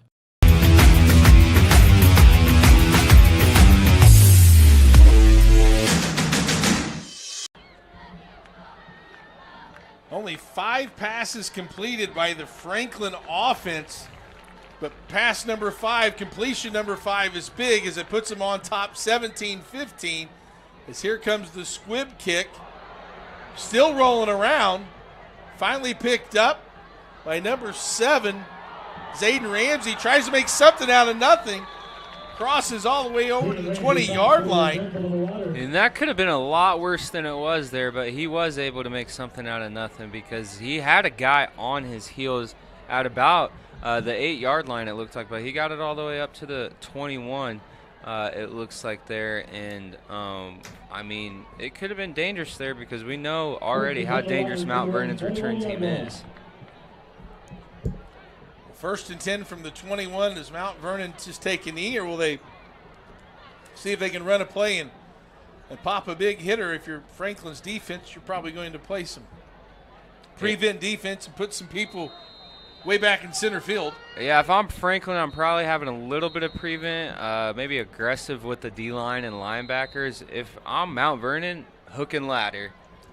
Hook The and old ladder, Stanford baby. Cal play. Do you remember that? Are you too young to know Stanford and Cal, the play with the hook and ladders and all the laterals and the trombone? I think I might be too young. A little too young. Unfortunately, a little too young. Thanks, Peyton, for that. There's your daily Mr. Chafin, your old segment here on Indiana SRN. I know I've seen my fair share of hook and ladders, but and I was able to experience a couple actually, thankfully from my team, not the other team. That's got to be kind of fun to do, though, right? Yeah, it's a lot of fun to do. I was always the kid who would catch it because I was strong enough to hold the. Because I'd always get hit right away and then just hold him up a little bit and then pitch the ball back and have some kid take it to the house. So that was always fun to see. But I would have hated to be the other team. Right. Work all that hard for a kind of a fluke play. Gets them in the end zone. Franklin calls the timeout there to make sure their defense is set. Luke Ertl brings the offense back out for Mount Vernon. He's got 2 receivers to the left, 2 to the right. And Mount Vernon's going to take a timeout to see what they can come up with. Let you know that Boilermaker Local 374. Learn how we can hire you. Contact us today at 219-845-1065. The International Brotherhood of Boilermakers, Iron Shipbuilders, Blacksmith, and Helpers. That's Boilermaker Local 374. Both coaching staffs really trying to maximize their timeouts. Only one left. Producer Ben Wood gives us the odds of the last timeout being used as a 20% chance. Let's see if he's right, Peyton. I suspect that Mount Vernon is either going to try to run this up the middle and just take it to halftime, or, I don't know, fade at the bottom of the screen, hook and ladder. Well, here we go. Ertl in the shotgun, gets the snap, steps up, heaves it way downfield and over the intended receiver, Trey Jones. And that'll do it for an exciting back and forth first half. Started with Mount Vernon on an 85-yard touchdown kickoff return. And Franklin answered back, and both teams have answered back and forth. We end the first half, Peyton, Franklin on top 17-15. Yeah, and both these teams are really showing out who they are and who they want to be in week 2, and the aggression and the effort from both teams is just really exciting to watch.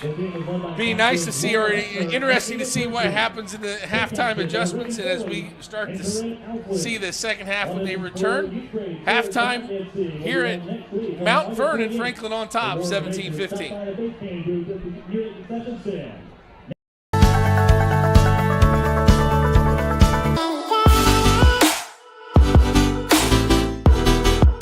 Aspen Creek Grill, we are a from-scratch concept with comfort fresh food. You can expect a world-class experience on a great budget. We've got incredible specials, great service. Today's dish that we're going to highlight is going to be our Aspen Blue Sirloin. It is, again, our premium Black Angus certified beef, and we top that with a blue cheese crust. Again, everything that we do here is made from scratch, and it's no different from our steaks. We hand cut all our steaks in-house. So our team back there, it's just an incredible team. Everything that they do, they take so much pride in. They put a little bit of themselves into everything that they do over here, especially since it is a made from scratch concept. We want everybody to come, visit us, enjoy some great food with some great service. Bring your friends, bring your family, come have some great food, have a great time with us with some of the best comfort scratch food.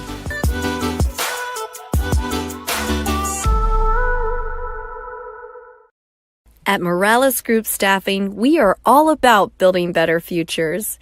And during these times, we are working hard to put people to work. We are now hiring for hundreds of jobs with pay up to $17 an hour.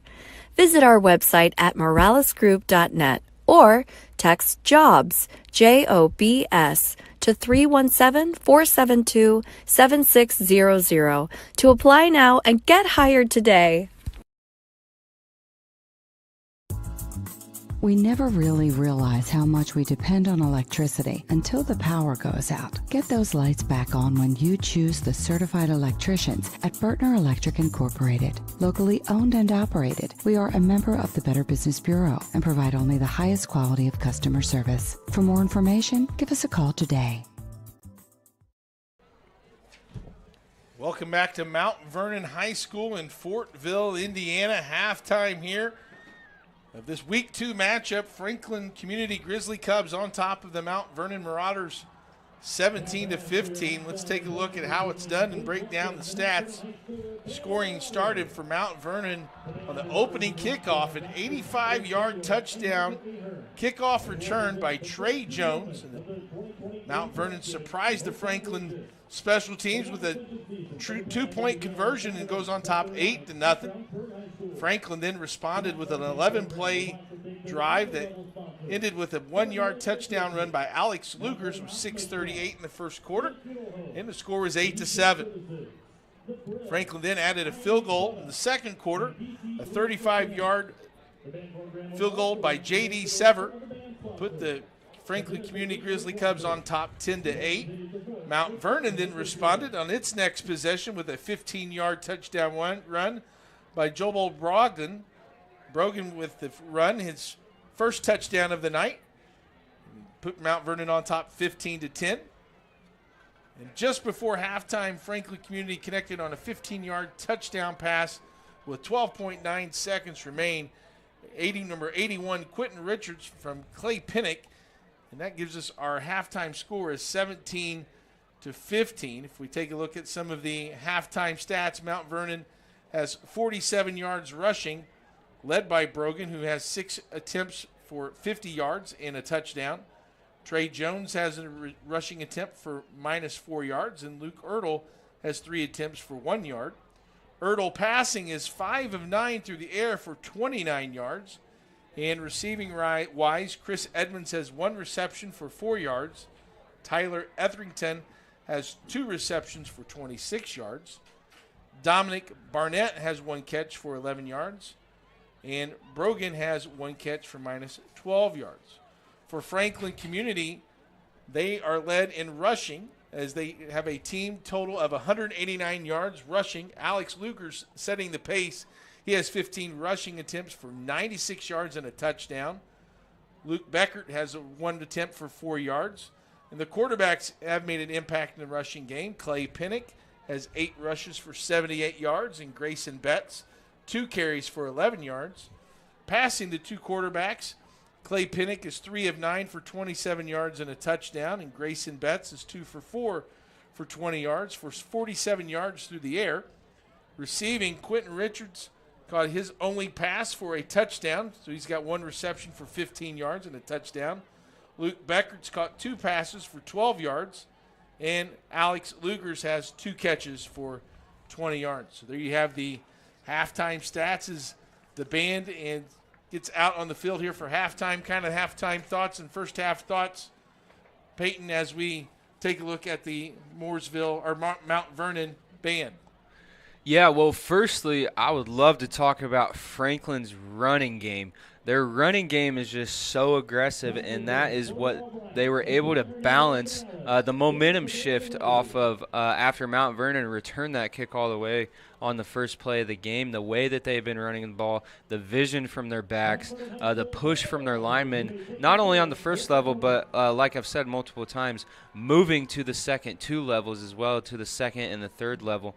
And on the other side, Mount Vernon also has a killer run attack in this first half, and something that has been working in their favor but against Franklin is their linebackers being a little hesitant. As a linebacker, I played linebacker in high school. Your mentality has to either it's either kill or get killed, basically, and you have to be downhill because those linemen and running backs are running full steam at you, and it's either you're getting put on your back or they're getting put on their back. So with Franklin's linebackers, the lateral steps and the backward steps and the hesitations to go downhill is what's really, really getting to them. But overall here, it's been a bit of a balanced contest in this game here, but also competitive as well. And I suspect that Franklin will stick to their run, but I almost feel like in my gut that Mount Vernon's going to come out with something a little tricky. It's being interesting to see these halftime adjustments. We'll take a break and come back, give you some scores around the state and on our family of networks in IndianaSRN, as well as look at the upcoming schedule for both teams. Halftime and Franklin Community on top, 17-15.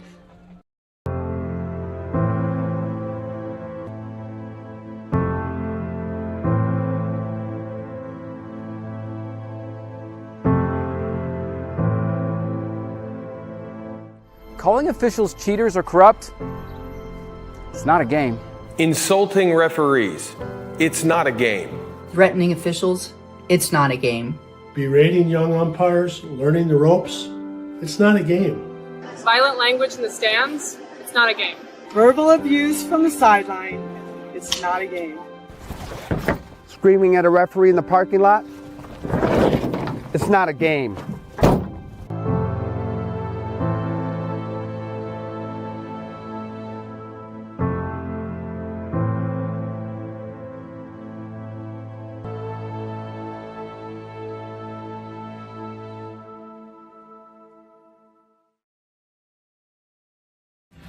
Thinking about what to do after high school? Consider a career with Boilermakers Local 374. As a Boilermaker apprentice, you'll earn while you learn. We offer excellent wages and benefits, and as part of our no-cost hands-on apprenticeship program, you'll learn from the best in state-of-the-art training centers and on the job. Become a union Boilermaker and get on your way to a great career. Find out more, visit www.local374.org or call 219-845-1000. We really focus on modern application development, DevOps, so automating the whole process of delivering your solution, and cloud architecture. It's very important for mid to large companies to have cloud partners because you can't possibly have all the talent you need to address the complex ecosystem of the cloud. We advise them on all parts of their business. And then when things are defined and we see a clear goal, Clean Slate also then goes and does the work. We have a team that is very passionate about what they do. We love to solve complex problems, and there's a lot of companies out there that will avoid, getting involved in those things, and I think that's why clients like to work with us.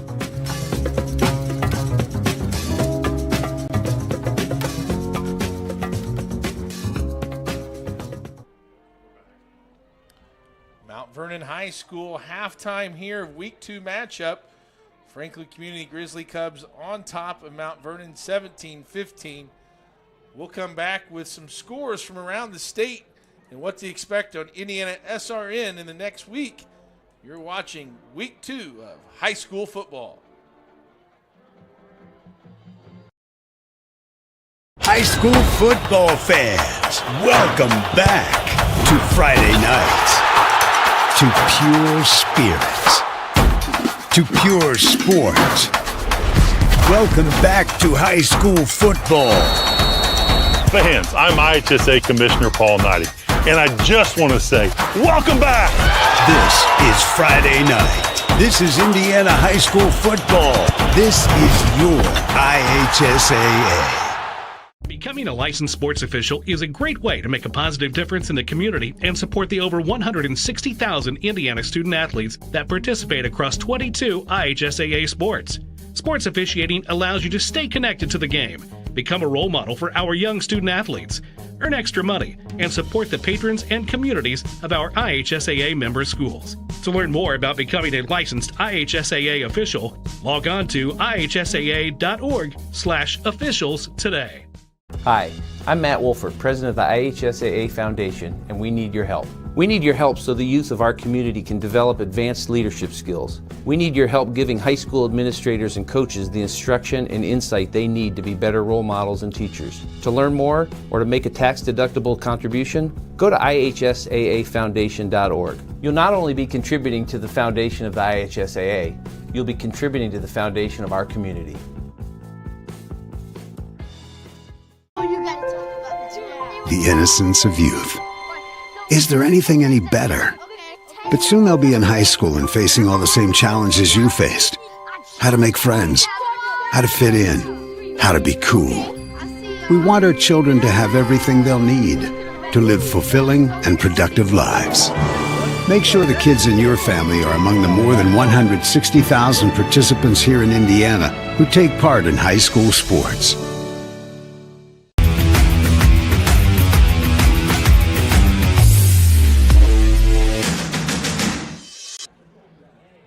Welcome back to Mount Vernon High School. Some games going on right now across the state of Indiana. Here on IndianaSRN, Covenant Christian at halftime leads Greenwood Christian Academy 21-7. Also just getting underway is Shenandoah at 1-0 taking on Heritage Christian 1-0. That game just kicked off at 8:30. And for the late night cap, Evansville North at Evansville Memorial. That is a 9 o'clock Eastern Standard Time kickoff, 8 o'clock in the Evansville area. Peyton, what other scores do you have for us? Yeah, we got North Decatur and Eastern Hancock all tied up at 14. And then we have Tri leading Northeastern 15-13. Maryville on top of Hobart 14-0. New Pal and Decatur Central all tied up at 21. And then Cathedral is trailing Brownsburg 21-17. One last one here, we have Valpo on top of Andrean 21-6. Also some local scores in southern part of Marion County. It's a Perry Township Championship Classic. Perry Meridian leaves Southport 12-10 at halftime. Also another Southside duo is clashes. Franklin Central leads Roncalli at halftime 7-6. Close battle there as the teams have come back on the field to get some pregame stretching, get ready to go for the second half. We'll take another break and we'll come back and get Peyton's halftime adjustments for both teams and get ready for that second half kickoff. Franklin on top of Mount Vernon 17-15 here at halftime.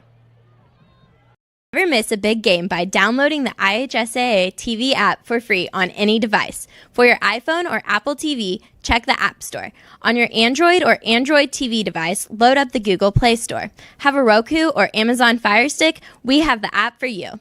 Check us out on Facebook Live, Twitter, or YouTube Live by searching for IHSAA TV. Or as always, click to IHSAATV.org for quick and easy access to your favorite IHSAA live and archived events.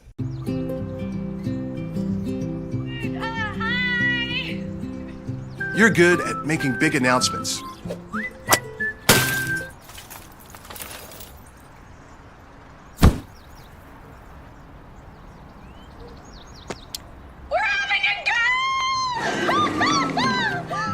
We're good at your insurance. Start with Indiana Farm Bureau Insurance, online, over the phone, or in person, and stop knocking on wood.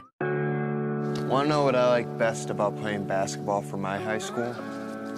I like it because it's a place where my friends get to see me play. I like it because I'm playing for someone besides myself. I'm playing for everybody in my school and every person in my community. Indiana High School Sports.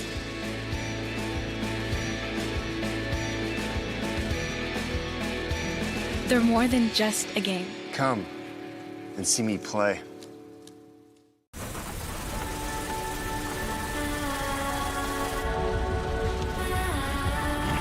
You're good at keeping the car clean.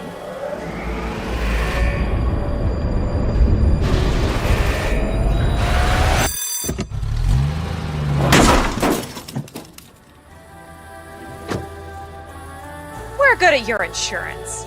Start with Indiana Farm Bureau Insurance, online, over the phone, or in person, and stop knocking on wood. IndianaSRN here at Mount Vernon High School. Ben Wood, producer, Justin Griffiths, Clark Chafin, Peyton Brown, happy to join, that you're able to join us. Think about IndianaSRN next week, so you can tune in on Monday. Kings Academy and Horizon Christian for volleyball. That starts at 7 o'clock. And then next Friday, 4 games on the network. September the 1st, Evansville Memorial at Evansville Central. That'll kick off at 7:30. Roncalli and Chittard will kick off at 7 p.m. That'll be a great matchup. Covenant Christian at Cecina at 7 p.m. We've got the A-team crew on the Guerin Catholic and Heritage Christian matchup at 7 p.m. And then Saturday, a big day here for us at IndianaSRN as we get connected with our friends from the HCAC Network Conference. And at 1 p.m., Olivet will be at Franklin College for HCAC football action. At 6 o'clock, we have North Park at Manchester. And at 7 o'clock kickoff will be DePaul at Rose Holmans. Tune in for those HCAC conference or matchups in week 1 football action in the college ranks as the teams get ready and get loose as we get ready to start the second half. Peyton, what's Peyton's plan for each team as they make adjustments for the second half? Yeah, I got one adjustment for each team, just one adjustment, and it's both a defensive adjustment because offensively they have done relatively well on both sides. And for both the teams, they need to figure out how to get their linebackers to go downhill and to fill the gaps. But for Mount Vernon specifically, they need to figure out the containing more than anything because that quarterback or running back getting outside like they both have is going to create problems and already has. But also the linebackers coming downhill quick and filling those gaps because once that running back finds his hole and he hits it, he's off to the races. And then on the other side with Franklin, Mount Vernon also has a strong running game up until this point. And if both teams can't figure out how to stop the run, it's going to be a shootout here. Mount Vernon gets the ball, get ready to kick it off here as we get ready to start the third quarter. It's been an exciting matchup, back and forth. Each team has traded the leads. Franklin will get possession as we begin third quarter action. The history of these two teams, they've played tight, contested games in their short history. And if I'm Mount Vernon here, as the coach, I'm surprised them with an onside kick. But that's just my coaching style. I love the aggressive nature. As Rylan Vinnert gets ready to approach the ball, gets the okay from the officials. Chain gang makes her way down sidelines, and second half is underway. Picked up at the 5, up the right side, and across the 20 to about the 22-yard line is where the Franklin Community Grizzly Cubs will start on offense. By the way, the Grizzly Cub special at Ritter's is my choice of ice cream. I know it is National Banana Split Day, but I'm a Ritter's frozen custard Grizzly Cub special. Got to have a little salty with the sweet, Peyton. I don't know about you. My ice cream choice is Moose Tracks. Have you ever had Moose Tracks? I've had Moose Tracks. I've had the Moose Tracks. That's quality. Ben Wood gives you the approval of the Moose Tracks. As Clay Pinnock comes out at quarterback. They've been alternating quarterbacks. They hand this one off to Alex Lugers, and that defensive line was waiting for him. In Mount Vernon, as they went into halftime, at least on this first play, it looks like they talked about keying on these backs here because they were quick to that one.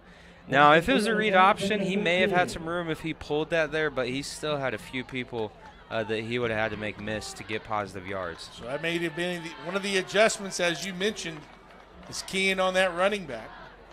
And as we can see at the snap, every snap we have this linebacker keying on the quarterback as well. Lugers goes in motion. They'll throw a quick hitter out to him, and it's through his hands and incomplete. Tried to run before he caught that. Had a little bit of room, but that linebacker was crashing down.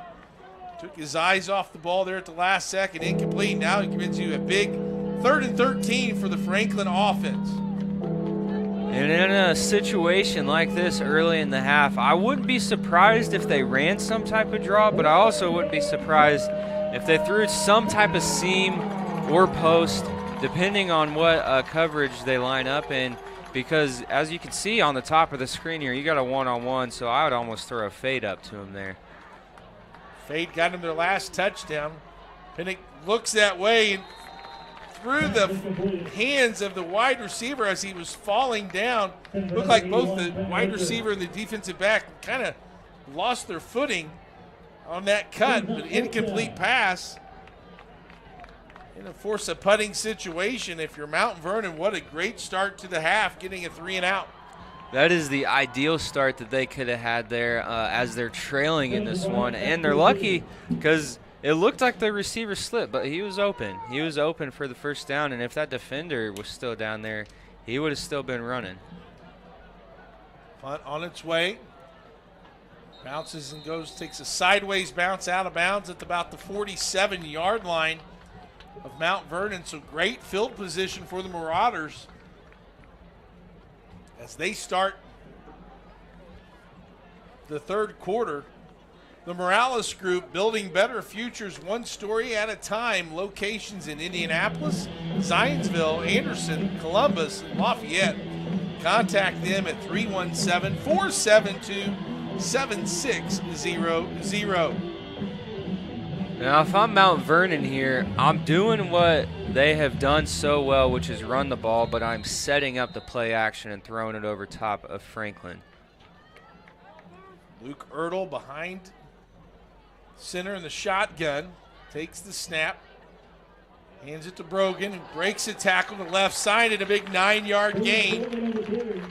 And Franklin was in decent position there. It's just that back was able to squeeze out from the initial contact with the D line there and get a huge chunk of yards.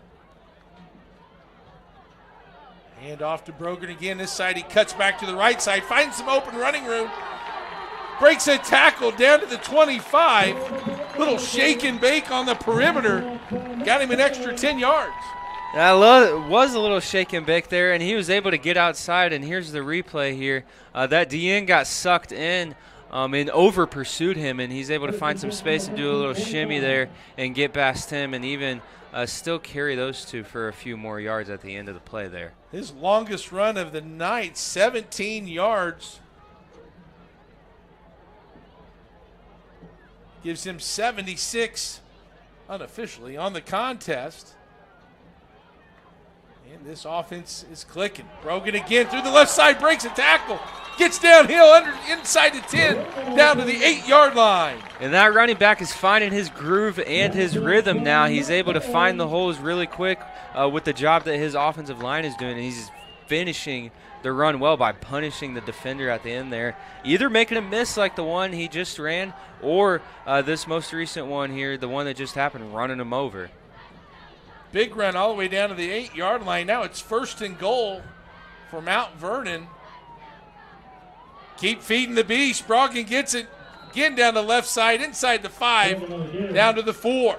And I would just keep giving it to him here. Where you're inside the 5, your offensive line is making a push, your back is running hard, and you only got 4 yards to go, so I wouldn't be surprised if they just kept giving it to him here. Franklin, though, their linebackers are taking lateral steps and backward steps almost every snap, which is why this running back is able to have so much space. 2nd and goal from the 4-yard line. Handed off to Brogan again. This time the defensive line from the Grizzly Cubs swarm on the running back for a minimal gain. 3rd down. The D-line was able to meet him right there, and that one, the linebackers, it may have just been an instinct or they called a blitz, but they all crept, and it looks like they called a blitz here as well. Inside handoff to a fullback in motion, and a touchdown. Gabe Griner, the senior, sneaks in on the 1-yard score. I love the fullback giving some love.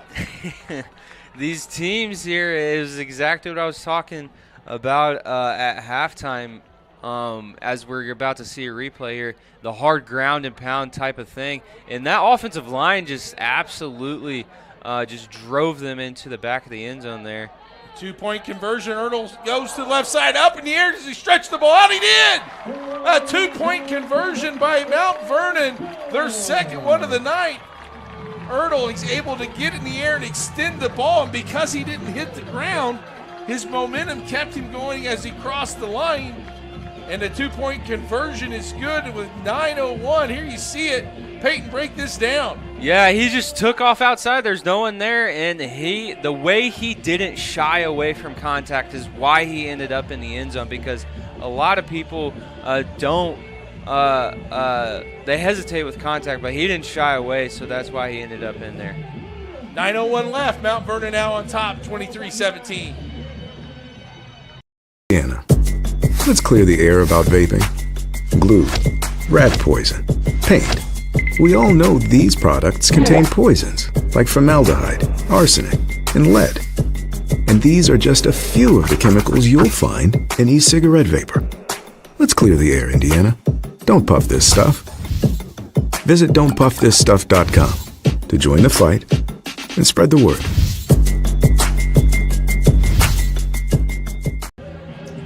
A 1-yard touchdown run by Gabe Griner, or a 3-yard touchdown run by Gabe Griner, puts Mount Vernon back on top, 23-17. And the back and forth tennis match continues, but they kick it out of bounds. That'll be their second penalty on Mount Vernon. Franklin will take over in good field position, but an impressive start to the second half. If you're Mount Vernon, you get the 3 and out on defense, and then you take the ball down the field from good field position from your 46-yard line, and you put it in the end zone for 6 and get back on top. Yeah, this game has just been constant momentum shift, because you have the kick returned all the way at the beginning of the game, and then you have the back and forth scores, Franklin scoring at the end of the half, and then Mount Vernon choosing to bounce back. It really shows why this contest is so good, because you have the competitive juices flowing through all these kids right now, able to bounce back no matter the situation or circumstance that they're thrown into. Quarterback draw, looks like Pinnock back there. And 5-yard gain. I love the aggression from the defensive coordinator here calling a blitz, but it's a little dangerous with a quarterback as athletic as this one, because your linebacker over pursues a little bit, and he's able to squeeze past for a 5-yard gain, and 5-yard gain every single play is going to put him in the end zone eventually. 2nd down and 5. Clay Pinnock, the senior quarterback, been sharing duties with Grayson Betts, but Pinnock takes the snap. Gives the handoff to number 25. That's Caleb Owens. And again, they just had a little bit of over pursuit there, but the linebacker that was left behind there was able to step up and make a hit right before the 1st down. It'll be interesting to see what Mount Vernon calls here, because, I mean, let's face it, Franklin's probably running the ball. Maybe not. I think they are. But if I was Mount Vernon, I'm bringing the house here. Owens had 88 yards last week. That's his first carry. He gets it again right through the middle. Rides the defender through him all the way down inside the 40 to the 39. And I think he took his Skittles before he got onto the field, like Marshawn Lynch. He was running. Because he just did not even care who was in front of him. He didn't care how many were in front of him. He just put his shoulder down and went there. Which is what you need from a running back. But Mount Vernon doesn't seem to have an answer for the run game here, as they're bringing the house, which I love the aggression, but it could be dangerous with the athleticism in Franklin's backfield. They'll jump off sides, a free 5 yards. As Caleb Owens, his second rush for 21 yards, as I mentioned. A good game last week with 88 yards and a touchdown. He was able to get through the line of scrimmage pick up a big first down, keep the drive going. Now it's 1st and 5 for the Grizzly Cubs. Quarterback, keeper, through the right side, and he's going to break the tackle, the 5, touchdown. And Mount Vernon did themselves a little bit of a disadvantage there because they had linebackers lined up on the outside to contain, but one of them got sucked in. You only have one back there to read. He gets sucked into the middle, and this quarterback, like we've said all game, has phenomenal vision, and he's able to find that opening here, as we can see in the replay, on the right side. One of their defenders gets put on his back, and he just takes off with his wheels. A 34-yard touchdown run by Clay Pinnock. And our seesaw match continues. We're tied at 23. Extra point pending. The snap, the hold, the kick. And it is good. And with 7:13 remaining in the third quarter, Franklin takes the lead 24-23 over Mount Vernon. Thinking about what to do after high school? Consider a career with Boilermakers Local 374. As a Boilermaker apprentice, you'll earn while you learn. We offer excellent wages and benefits, and as part of our no-cost hands-on apprenticeship program, you'll learn from the best in state-of-the-art training centers and on the job. Become a union Boilermaker and get on your way to a great career. Find out more, visit www.local374.org or call 219-845-1000. We encourage you to follow us on Twitter at IndianaSRN. Find upcoming games, video highlights, and much more. Follow us now at IndianaSRN. Clay Pinnock's 10th rush is a 34-yard touchdown run. It gives Franklin Community a 24-23 lead with 7:13 remaining in the third quarter. Onside kick. Let's see if they've already tried to rush it through real quick one time. Do it. Up. They back out of it. No matter that they do that at a fake or not, if you're the receiving team, you got to honor it. Yeah, you do got to honor it because I love the aggression from it. As a coach, I would onside it every time and just take my 11 and beat down on the front 5 there. Kickoff, Trey Jones from the 5. He's already got an 85-yard return. Gets past a couple defenders, breaks tackles all the way up to the 48-yard line. Trey Jones, who also had an interception in the first quarter. And this kid is having a heck of a game so far, and it's just his effort I believe his teammates are really feeding off of, especially going into this late part of the second half here. And you need people like that. You need leaders to step up with their effort because everybody's tired.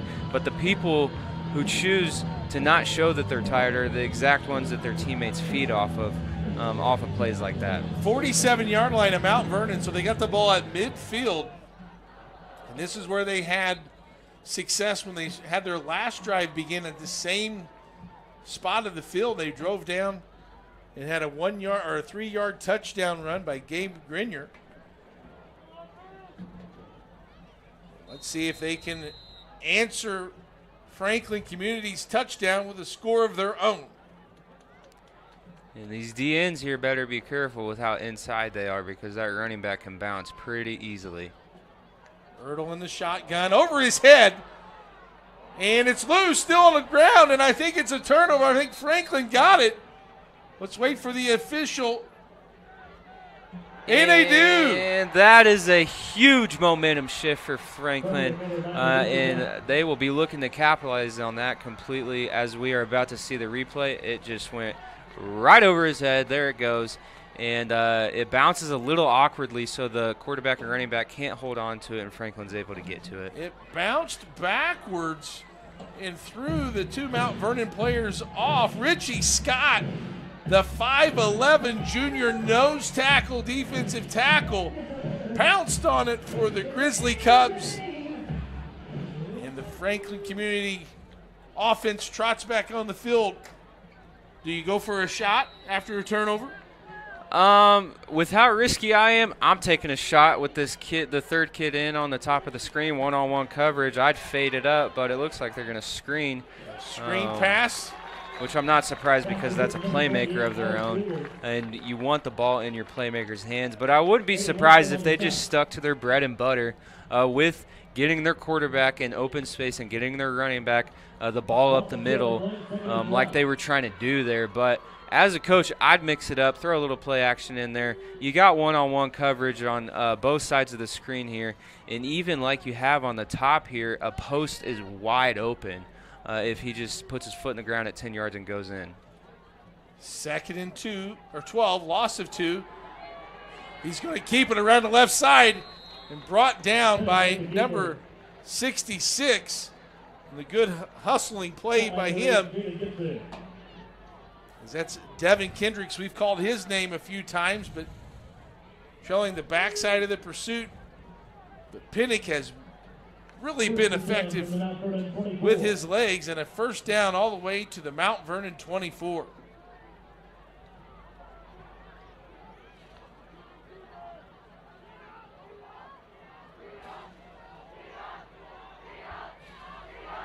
There's the drop back, another fade route. And their officials are going to throw the flag as Quentin Richards had beat the defender. All he could do was tackle him. That's probably a good play by the defender because it's just a 10-yard penalty. Yeah, it could be a good and a bad play because at this point, actually, I think it might be the spot of the foul. I could be wrong there. But if it's the spot of the foul, they're going to be inside the 5-yard line. If it's not, it will just be a 10-yard penalty. But as the defender there, if he going forward is able to just keep his feet a little more, stay by his hip, and get his head around, he could have easily picked that one off. In the same token, the receiver had a step on him, and if he didn't get tackled, he's probably in there for 6. Both these offenses are trying to take advantage of what the defense is giving them. In that situation, one-on-one coverage, trying to get a connect to Quentin Richards, who already has a touchdown reception. But the 10-yard penalty moves the ball to the 12-yard line, where it's 1st and 10 from the 12. Both running backs in the game. Here's the handoff. Lugers to the left side. And that's just great pursuit by the defense there. They know that their backs are against the wall here. They know it's a tight game. They know they got to get to the ball quick. If they're able to do that, they'll be able to hope, for their sake, hopefully hold them to 3 points.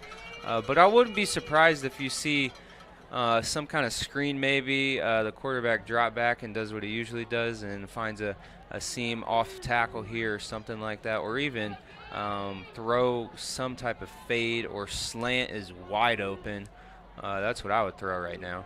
Looks like blitz is coming through the middle. There's your slant. Exactly. And down to the 1-yard line. The catch is made by Taylor Cooper.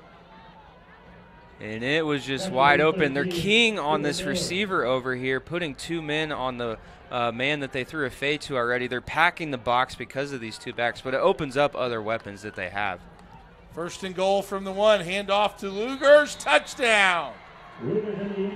And you get the ball in his hands this close to the goal line, you know he's getting in. He is a ground and pound type of running back, and he's able to just run through people. He doesn't care who it is. And here's a replay of it. As he gets the ball, he sees one man in front of the goal line. He's like, nope, I'm just going to go ahead and step in there. Alex Luger's 2nd rushing touchdown. And the snap and kick is up and good. And with 4:30 left in the third quarter, Franklin extends its lead to 8. They're on top 31-23. Can't get to a computer? Then we've got you covered. Just go to the IndianaSRN app and stay up to date with all of your favorite teams. You can watch live coverage or relive the experience with our on-demand service.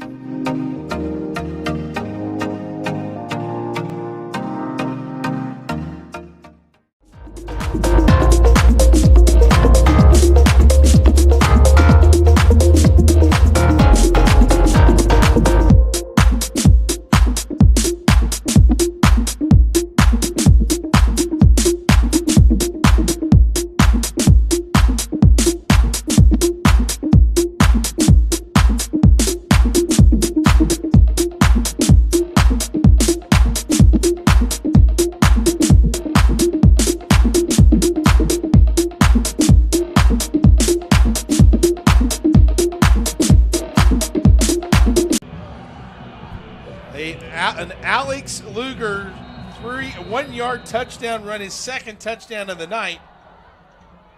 Oh, I thought they were going to do it there. Puts Franklin on top, 31-23. Still a one-score game, though, for Mount Vernon. But the costly turnover with the shotgun snap over the head, Franklin was able to take advantage. From the goal liners, Trey Jones. And he breaks another one to the 50, to the 40. One man to beat. He's got blockers. He hurdles him. The kicker gets away. All the way down to the 17 is Trey Jones. Burrow cramped. Looks like he cramped. What a return to Trey Jones. And here he goes. He's very patient as he runs it here, and then he just takes off, and he's got one man to beat here. And it looks like when he hurdles, he either hopefully doesn't pull a hamstring, maybe cramps at the end there because he was hobbling on one leg. What a return and a great block by Zayden Ramsey to seal the corner. Number 7 provides Trey Jones an alley. And what a spark he's been for Mount Vernon tonight. And he seems like he has been a huge part to keep Mount Vernon in this game. He sure started the game for Mount Vernon with taking the kick all the way back, but that's exactly what you need out of them in a response type of way. And both teams have been really, really good with this tonight, as they have been turning the ball over or getting scored on or whatever it may be. They're able to respond in a way that most teams sometimes aren't able to. Trey Jones last week caught 4 passes for 23 yards and a touchdown. But tonight, his damage has been done through special teams. Has a pre-snap penalty. False start. There's a false start on Mount Vernon. Their 5th penalty of the evening. But a quick offense and a potent offense that Mount Vernon has, that 5 yards really isn't going to make a difference. And we say that it's 1st and 15. And I'd expect a run to the left here, something to the top of the screen. Defense collapses. And that's what you need out of their linebackers there. Franklin stepping up big there. But they need it consistent, because that back, when he gets in open space, as we've seen, is really, really good. Isaac Broughton, one of the Franklin community defensive players in the backfield. No gain. 2nd and 15. Myrtle gives it to Brogdon again. Little cutback through the A gap. And just like he's done so well, he finds the gap and he goes, and just like Franklin's running back, he runs over people. He falls forward, and he doesn't let the defender drive him backwards, which is why he's been able to do so well here in this game. 3rd and 10. Ball resting on the 22. Got to take advantage of this kickoff return by Trey Jones. Ertl looks to the right, quick out, and through the hands. That's the 2nd or 3rd one we've seen. I was going to ask you about this, Peyton. Does the heat and humidity, does that bother you in terms of catching a football?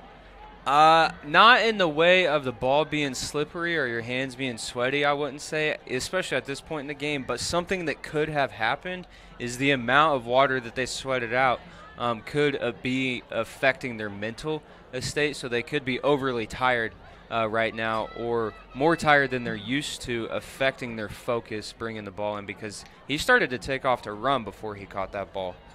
Rylan Vennard, 34-yard attempt. It's up. And it's good. A field goal with 3:02 remaining gets Mount Vernon on the board again and cuts that Franklin lead down to 5. To you.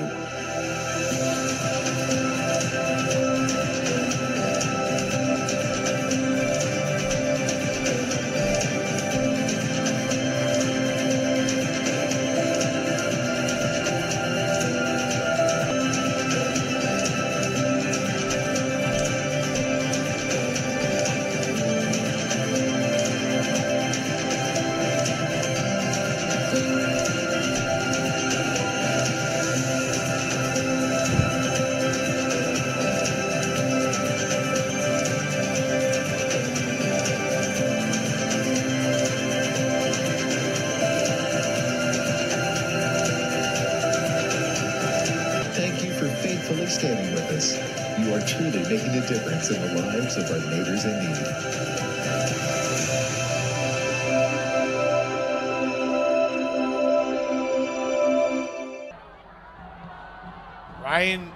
Rylan Vinard connects with the field goal. Pulls Mount Vernon within 5 with 3:02 left here in the third quarter. Touchback on the kickoff, and Franklin Community trots back out. They've been potent on offense after their first initial 3 and out. They've been really good at executing what they're wanting to accomplish. Well, they've been able to find their rhythm with their run game, with their 1-2 punch in the backfield, and they've been able to just keep to it. And I was about to say what I would do if I was Franklin here. I would honestly just milk this clock with the lead that they have, with the running game that they have. They don't need to do anything special here. If they're able to just keep doing what they're doing, they'll be able to pull out of here with a win. But if I'm Mount Vernon, I'm punching that ball every time I'm hitting them. Here's the snap. Pinnock's going to take it. Little trap up the middle. He's going to cross the 25 to the 26. You know, Franklin Community at the beginning of the first half and most of the first quarter, really they were alternating quarterbacks between Pinnock and Betts, but the second half it's been all Pinnock. And Pinnock's just got that vision that not a lot of quarterbacks honestly have. He's able to have the vision, not only throwing the ball, but able to know when to pull the ball down and run as well. Here's the handoff to Lugers, cuts up the field, drags a tackler beyond the first down. He'll cross the 30 to the 32. And exactly what they're doing here is what they need to be doing. Just running the ball, milking the clock a little bit, gaining positive yards on each play. And going through the rest of this game, I just keep it in the playmakers' hands that have done a whole lot in this game. And not only do you do that, but that shortens the game with that running attack. Exactly. In Mount Vernon, they just need to be stepping up a little quicker here with their linebackers. Lugers with the handoff again. Very patient running. Finds a hole, sprints through, breaks a tackle to the 30, the 20, the 10. Touchdown, Franklin Community. And as soon as the linebackers took a step back, maybe we'll get a replay with it, it opened up the hole for this running back, and I saw it coming. As soon as the ball gets in his hands, you see the linebackers are going backwards, giving the lineman a chance to get to them, and then all he has to do is run over people who aren't wrapping him up really and just falling to the ground there, and he's able to take it to the house.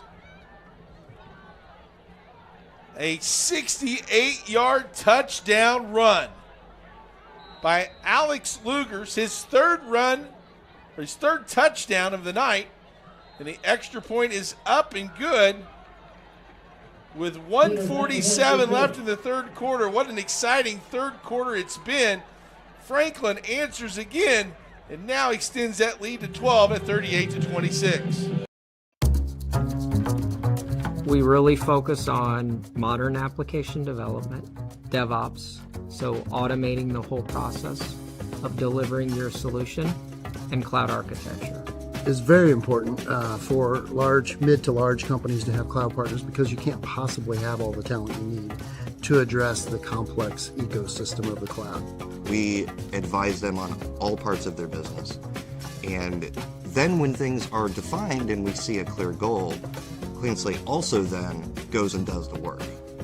We have a team that is very passionate about what they do.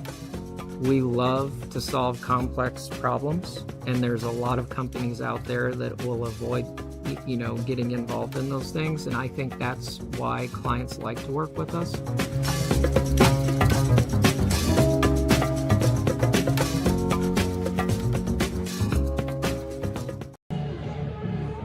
Alex Luger's third touchdown, this one of 68 yards, puts Franklin Community on top 38 to 26, and an impressive run it was.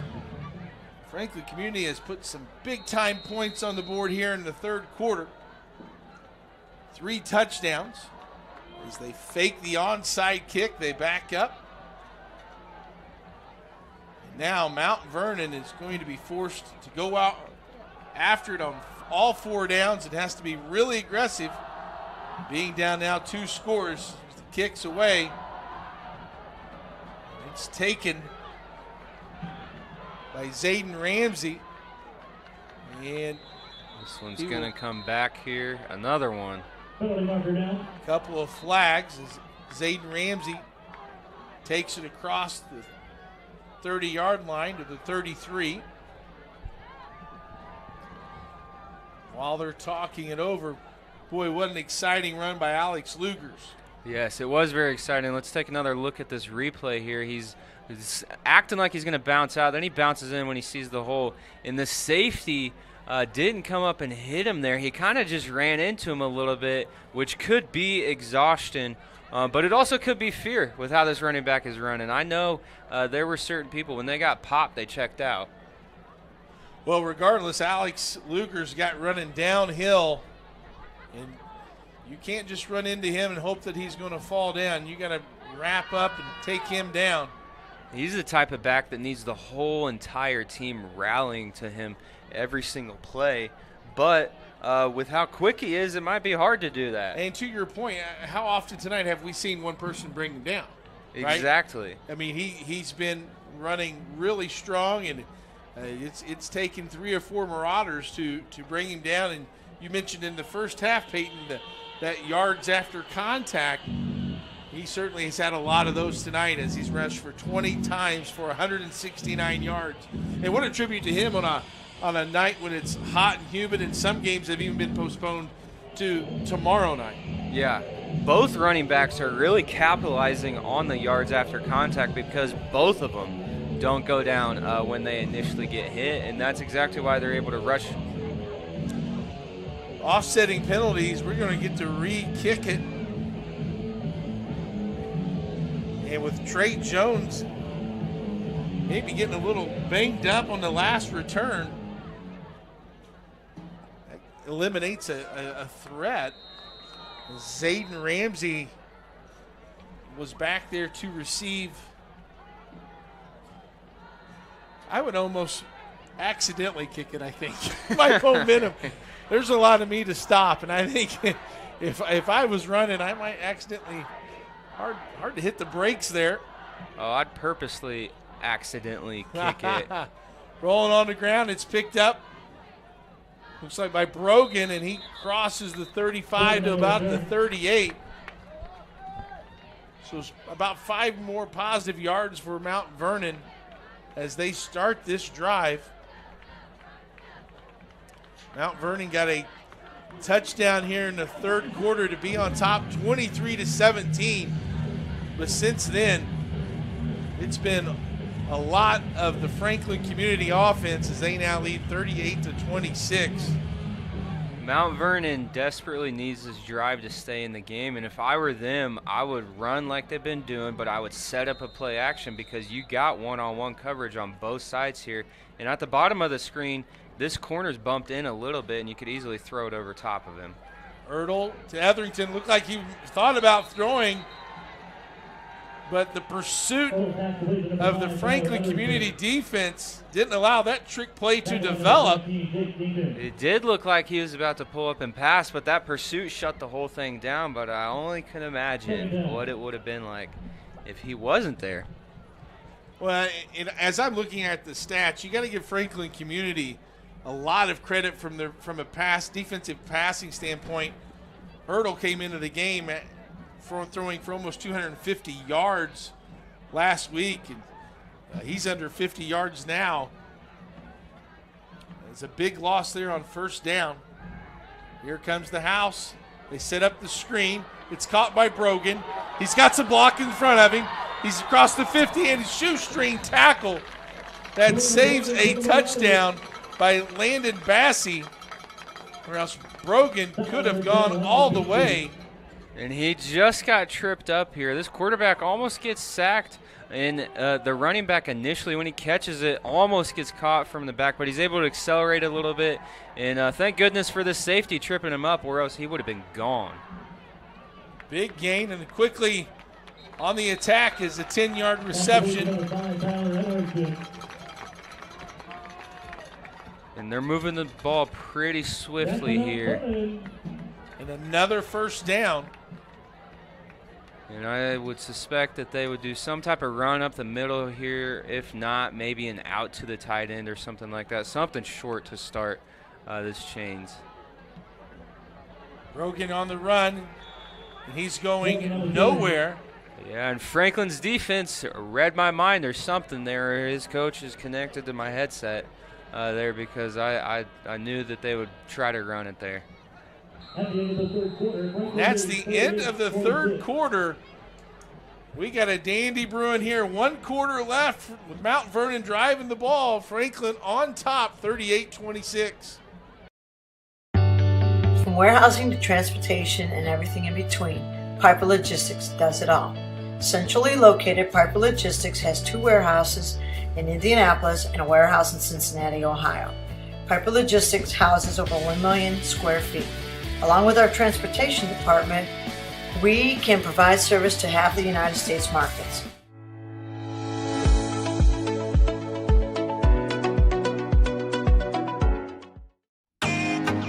Can't get to a computer? Then we've got you covered. Just go to the IndianaSRN app and stay up to date with all of your favorite teams. You can watch live coverage or relive the experience with our on-demand service.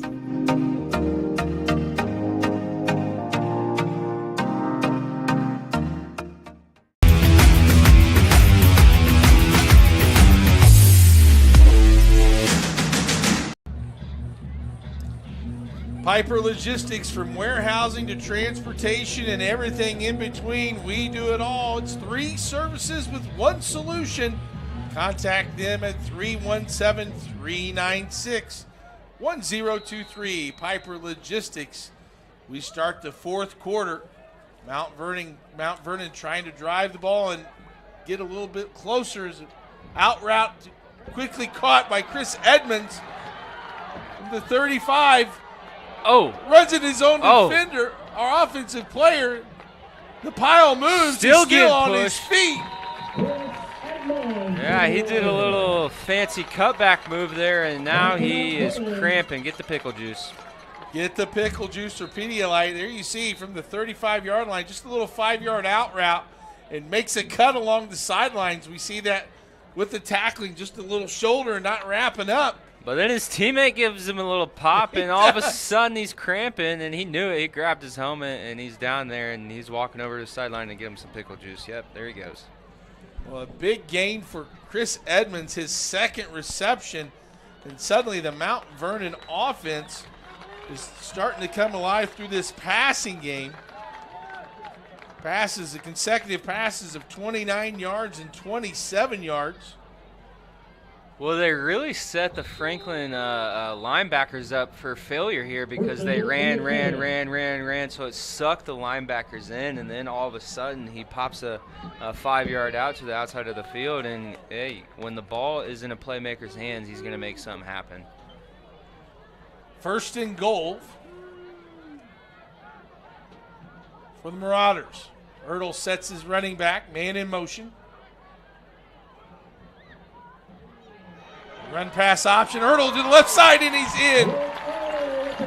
Ertl, a touchdown from 7 yards. And that was just a phenomenal read by the quarterback. The whole defensive line crashed inside here, as we're going to see in this replay. And he pulls it real quick. I mean, the DN just got swallowed by that offensive tackle, and that safety didn't stand a chance one-on-one with him. Mount Vernon is 2 for 2 on 2-point conversions. We're going to go for it again. Ball in the middle of the field. And in motion.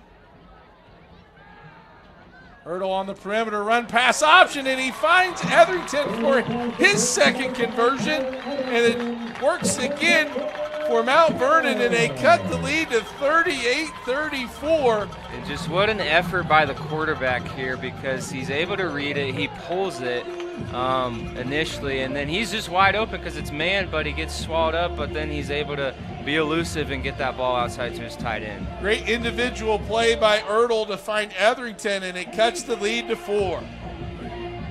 We encourage you to follow us on Twitter at IndianaSRN.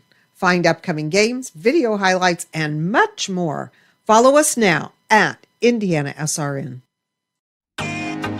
Can't get to a computer? Then we've got you covered. Just go to the IndianaSRN app and stay up to date with all of your favorite teams. You can watch live coverage or relive the experience with our on-demand service.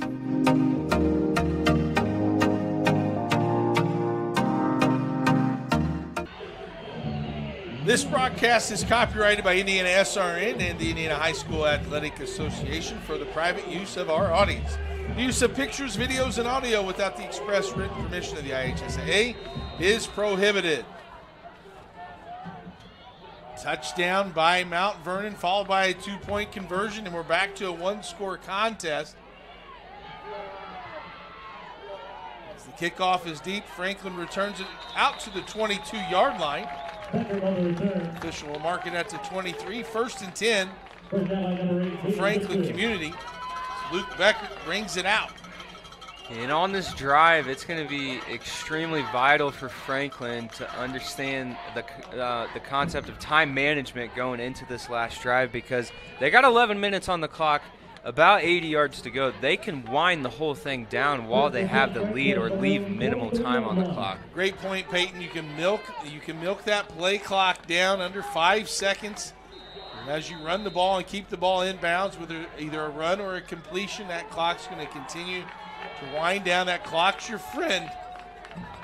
You need it to trickle down as quick as possible. As here's the handoff. And the offense is stuffed by number 25. That's Caleb Owens. And those defensive players were right where they needed to be when they needed to be there here. And it's a vital drive for Mount Vernon, too, because if they don't get a stop, they don't get the ball back. And if they don't get it back, they don't win the game here. 3-yard run by Owens. 2nd down and 7. Pinnock has 35 yards passing and 125 rushing. Here's the handoff again to Owens. Bounces it outside. What a big hit from his defensive back is DJ Johnson. And DJ said, boom! He came with bad intentions. And he just closed the gap so quick, he doesn't even hesitate. And he gives him a big old pop. And he's out on the ground. It looked like a potential 1st down as Owens had some room.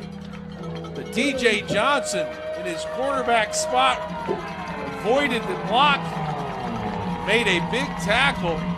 And now I'd keep our eye on the middle of the field here as they have a hat on a hat, and that's it. Oh, and that's a fumbled snap. Fumbled snap. Pinnock gets away from the first few defenders, but is tripped up in a loss of 6. And Mount Vernon gets the 3 and out that they needed with 9.5 minutes remaining. And that was a clutch drive by this Mount Vernon defense, as they have honestly been a little bit ran over by Franklin tonight. But they came in clutch right when they needed to here at the end of this game, and hopefully their offense can respond in the same token. Well, you can't say enough for that DJ Johnson hit. As Franklin puts it away, takes a high bounce and a Mount Vernon roll. And it'll be down at about the 43-yard line, where the Marauders will take over at 9:01. And they're starting to find their passing rhythm. They only had about 30 yards passing in the first half, but finding their rhythm the last possession, connecting on a 27-yard pass and a 29-yard pass. And also 3 for 3 from 2-point conversions. Hurdle trots out the offense. Brogan is running back. 2 receivers right, man in motion is Johnson. And a pre-snap penalty.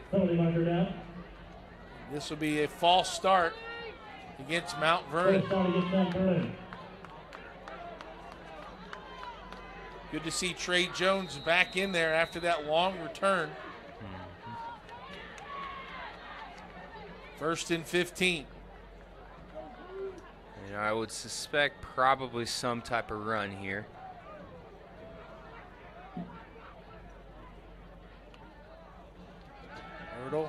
Toss back the pass, looks right, then back left. Has his man and a nice catch.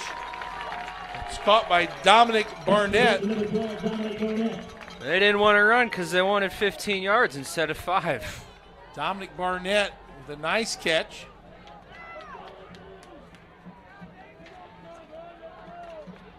Give him 10 on that reception. His third catch for 31 yards. 2nd and 5. Brogan around the left side breaks a couple of tackles. Dives across down to the 40-yard line. Something you'll notice with these backs throughout the whole game is their low center of gravity. So when people do hit them and they maybe even get some arms around their legs, they're able to just keep moving. Nice run by Brogan. He's over the century mark as well. First down and another pre-snap penalty. False start. You got to think, we talked about mental toughness in our pregame. When it's hot, when it's tired. Now it's the fourth quarter. Game's getting on the line. You got to be disciplined enough to stay in that stance. We know you're hot and tired. These are the exact moments where the mental focus and toughness have to come in. And another pre-snap penalty. Their third one on this drive, and that's going to make it 1st and 20. Mount Vernon really not doing himself any favors. These mental errors could come back and bite him because it has set him back, what now, 15 yards or something like 10, 15 yards? I've noticed recently when they go quick, they do the clap to see if the defense is going to show what they're going to do and then reestablish. There's a quick hitch and a broken tackle down to the 40-yard line. Gain of 11. And they're able to get those yards back there with the quick pass.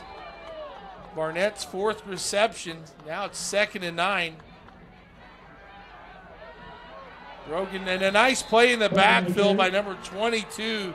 That's Caden Blackwell. And he was just able to get upfield there and have just a really aggressive effort to meet that running back right when he got the ball. 3rd and 12. And a big third down it is with 7 minutes to go in the ball game.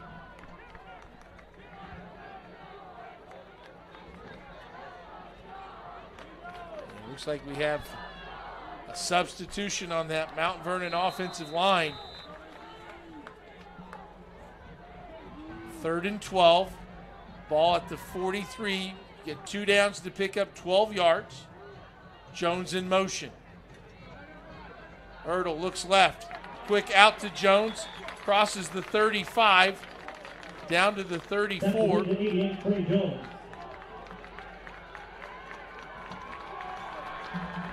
Trey Jones with the catch. And this is a big moment here on 4th down. It's going to be interesting to see what the coach calls here in a situation like this. 4th and 3, you got all your timeouts. Ertl's been good out of the pocket. Franklin Community's been good with the blitz. I would be surprised if at the top of the screen they have a quick out open. They may even have a hitch or something like that as well. Here we go. Ertl keeps it right side. 1st down and more. Inside the 25 down to the 24. Run pass option. Give that athlete your choice. He had one-on-one the perimeter. Able to cut inside. And this dual threat quarterback is going to be setting teams aside here, and he's able to just make a move on that linebacker that had him squared up, but he didn't close the gap, so the quarterback capitalized on it. 10-yard gain by Ertl, who already has 1 rushing touchdown. He continues this drive. 1st and 10 from the 24. Clock continues to run.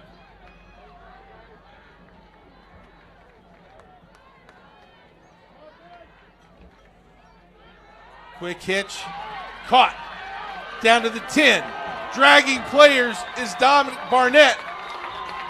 And a 14-yard reception by Barnett And the way that the one receiver drove the three defenders back just shows who's desiring it more right now, because even though the defense's back is against the wall here, they still need to show the fight and the desire, but it just shows that receiver wants in the end zone more than they don't want him in the end zone. 1st and 10 from 15. This quick-hitting offense seems to be taking the win out of the Franklin defense. Ertl gets the snap, the handoff to Brogan. Downhill to the 5, touchdown! And the line just opened up a huge hole for him, and he found it, and he just accelerated right through, and it didn't seem like anybody wanted to step up and hit him there, especially with him. As we see in this replay, the linebackers get lost. Somebody dives at his legs, and then the safety kind of hits him a little bit without wrapping him up, and that's exactly why he was able to get in the end zone. Mount Vernon will probably go for 2 here, or actually they'll kick the extra point with 5:45. Fourth quarter has been all Mount Vernon. This can make it a 3-point lead. The kick is up, and it is true. And with 5:45 remaining, Mount Vernon's on top, 41-38. Woo!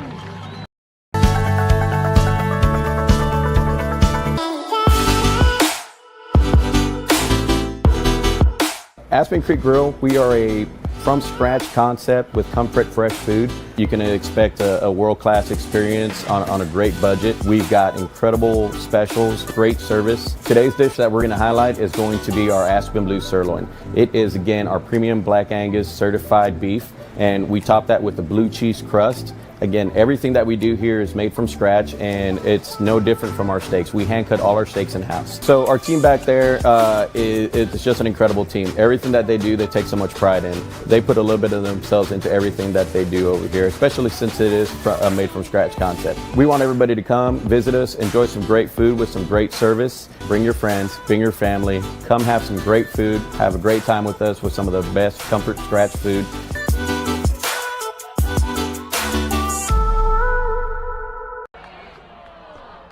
Mount Vernon kicking off, now leading 41-38. 5:45 remaining. And a big touchdown drive, but you got to credit Luke Ertl on the 4th down call.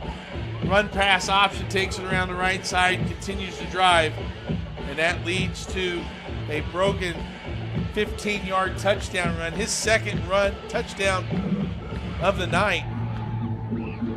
Yeah, and it was just a great read by the quarterback too. And as we've seen in this second half, as we talked at halftime, it was either the defenses were going to figure out how to stop the run, or we're going to have a shootout. Franklin Community now with the ball. 2 running backs in the backfield with Clay Pinnock, the senior left-handed quarterback, take the shotgun snap. Here's a handoff. And tripping in the backfield is Alex Lugers. And the defense is lucky he tripped, because those ends got a little sucked in, and if he was able to bounce it, he's got enough wheels on him to at least get a first down out of that. He's got good cutback vision, and he was going to take that one outside over the right tackle. Just lost his footing. 2nd and 10. Meanwhile, the clock continues to run. Franklin Community, as we've talked about, it's more of a ground and pound, so they hit big plays. It was out of the screen game. And Mount Vernon's going to take a timeout, make sure they're on the same page. We will too. 5:09 remaining. We encourage you to subscribe to our YouTube channel, IndianaSRN. Hit the bell to get notifications for upcoming games and more. Watch as many games as you want, as many times as you want. Burtner Electric Incorporated is fully licensed and bonded electrical contractor for your protection. Our electricians are available 24/7 for service calls and specialize in electrical service and storm damage repair. For more information, give us a call today. At one point, Franklin Community was on top 31-23. Since then, Mount Vernon has been on a tear and leads 41-38 with 5:09 remaining. Franklin Community has the ball and a chance to answer. Not to mention, Peyton, they do have a 35-yard field goal by J.D. Severs, so they can get in field goal range and have enough confidence to know that their kicker can put it through the uprights. They can, but I believe they're going to need to break into their pass game a little bit here. Pinnock getting pressured, he goes down. Is the ball loose? Ball's it's out. And it looks like the Marauders have it. Let's see the official. And it's recovered by number 35 for Mount Vernon. There is a Denham flag McAtee down here. And he just got absolutely crushed after the D lineman did a little bit of swim move over him. And this right here, if Mount Vernon scores, it could be game. Christian Kiptu would not remain blocked. Did the old swim move, got past the offensive guard, caused the fumble, and it was recovered by Mount Vernon at the 12. We have a personal foul for unsportsmanlike conduct against Mount Vernon. And it will be a first down deep in Franklin territory.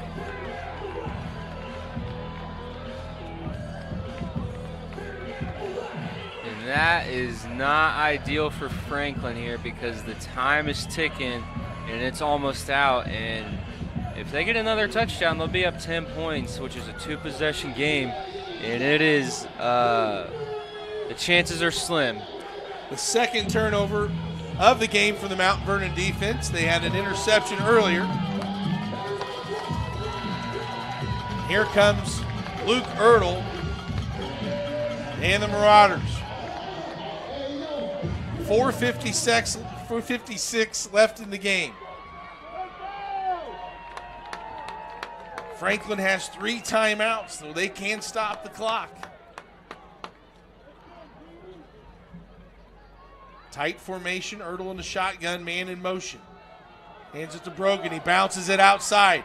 Cuts back inside and a couple of flags. And it may be a holding. We'll see what the officials have. Yes, it'll be a hold against Mount Vernon. They'll take that penalty with Franklin because Brogan gained about 8 yards. And I noticed that he did a smart thing as he went around the right side. He cut up the field instead of heading to that sideline to keep that clock running. Yes, exactly. That's what they're going to be needing out of their backs here, is to stay inbound so the clock can run. Ball's moved back to the 37-yard line, so a 10-yard penalty, be 1st and 20. That clock continues to run.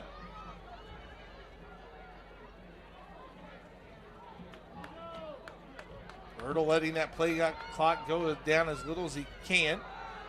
Hand off to Brogan. Right side, and he gets 8 of those yards back. And he is just such a downhill runner and not afraid of contact, which is what they're going to need here as they're trying to stay in bounds. And Franklin, the linebackers, I would err on the side of honestly making it look like a blitz, even if a blitz isn't called, because the sooner you get through the gap, the sooner you can get to the running back. At what point do you start using your timeouts if you're the Franklin community coaching staff? I would say at 2.5 minutes is when I'd start calling mine. We talked about Franklin community having a field goal kicker knock it in from 35. Rylan Vinnard hit a 34-yarder for Mount Vernon as a ball on the floor. Recovered, though, by Brogan. That was a close one. Chris Edmonds was there as well. Could have been big-time disaster. No gain on the play. Now it's a 3rd down. And Franklin got a little bit of a breath there.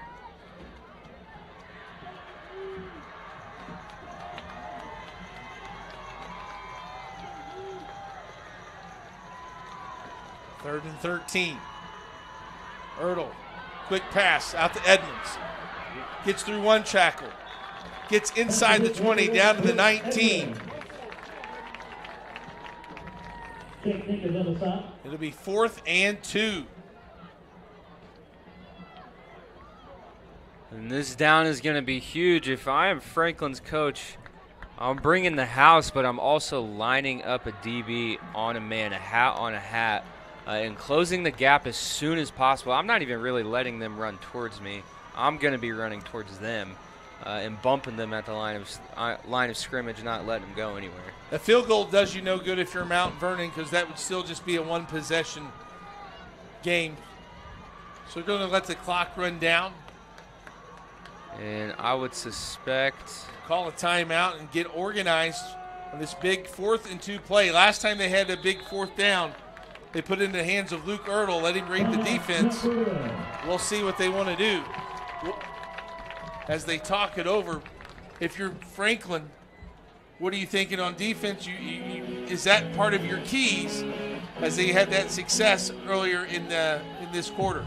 If I'm Franklin, I'm probably lining up in some kind of 4-4, 4-3 type of formation, and I'm bringing some blitz up the middle and maybe twisting one or all of the defensive linemen, but making sure that you have some type of overhang for the flats, because that covers the read option. It also covers the bow if he pulls it and somebody's running a bow in the flats there.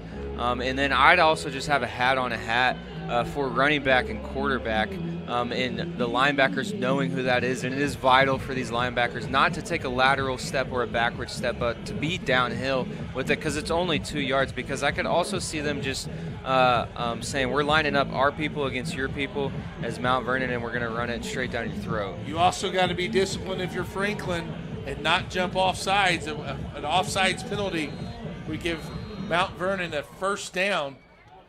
And ability for them to milk the rest of this clock. And also be disciplined as Mount Vernon, as we've seen them jump off false start 3 or 4 times in a row. 2:15, 4th and 2. Luke Ertl under center. I'm seeing quarterback sneak here. Handoff to the fullback. He powers through. And a big push by the offensive lineman. And also Tyler Etherington tied in. And a first down by number 27. That's Gabe Grenier. If I'm Franklin, I'm calling a timeout right now. I wouldn't let the clock run too much longer because they're not going to have much time. 1st and 10 from the, we'll call it the 15-yard line. And Mount Vernon now can let this clock run as much as it can, as much as they can let it.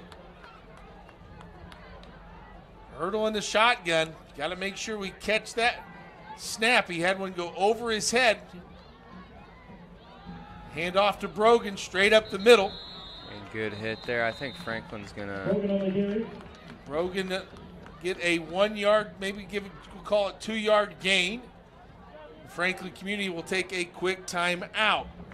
Now Franklin really has one more shot here to hold them to a field goal. They're going to have minimal time when they get that ball back, and they're going to have to score a touchdown now. But if they're able to hold them to a field goal, then they'll be in an ideal situation.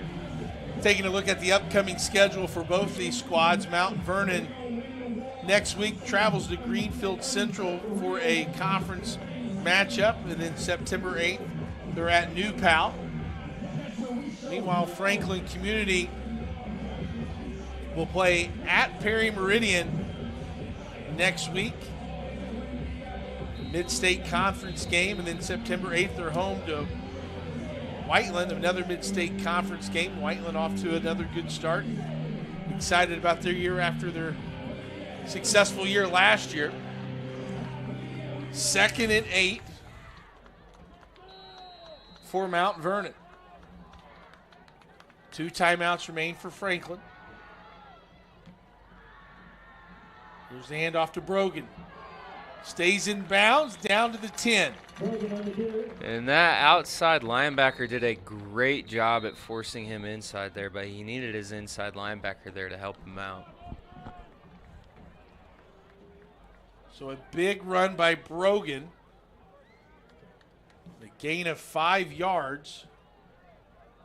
And it's going to be 3rd down and 3. Brogan has unofficially 20 rushing attempts for 149 yards and 2 touchdowns.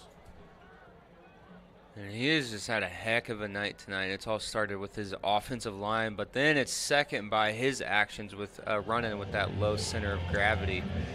I think it's so impressive, Peyton, that he's so far back in the backfield that when he gets the ball and when he's at the line of scrimmage, he's at full speed. Yeah, that is impressive, and it's what's needed with this running game. Especially it does Franklin no service, but Mount Vernon every service. That he's coming at full speed, and the linebackers are hesitating. But I mean, if you saw someone like that running at you full, I mean, I'd take him head on, and he'd probably fall backwards if it was me. But I mean, anyone else, I understand. 3rd down and 4, 1 timeout left for Franklin Community. You take this and you probably run the ball, and if you don't get it, we'll see what the strategy is. Ertl hands off to Brogan. Through the defensive line down to the 1. And Franklin will use their last timeout, I think. They have. They were going to use their last timeout with 1:15, but a big 9-yard run by Brogan on a night when it's hot and muggy and the heat index is over 100. He's rushed for 21 times and caught 2 passes and really just done a lot for this Mount Vernon offense. And that run there probably seals the deal for Mount Vernon in a very, very well-fought, hard-played game here. Expect the Marauders to get in that victory formation. Brogdon's game very important because the Franklin Community defense has done a nice job in the passing game in limiting Luke Ertl to his passing yards, as he had about 250 last week. I have him for about 130 tonight. But he's made some plays with his legs, including a running touchdown, and they'll get in their favorite formation, the victory formation.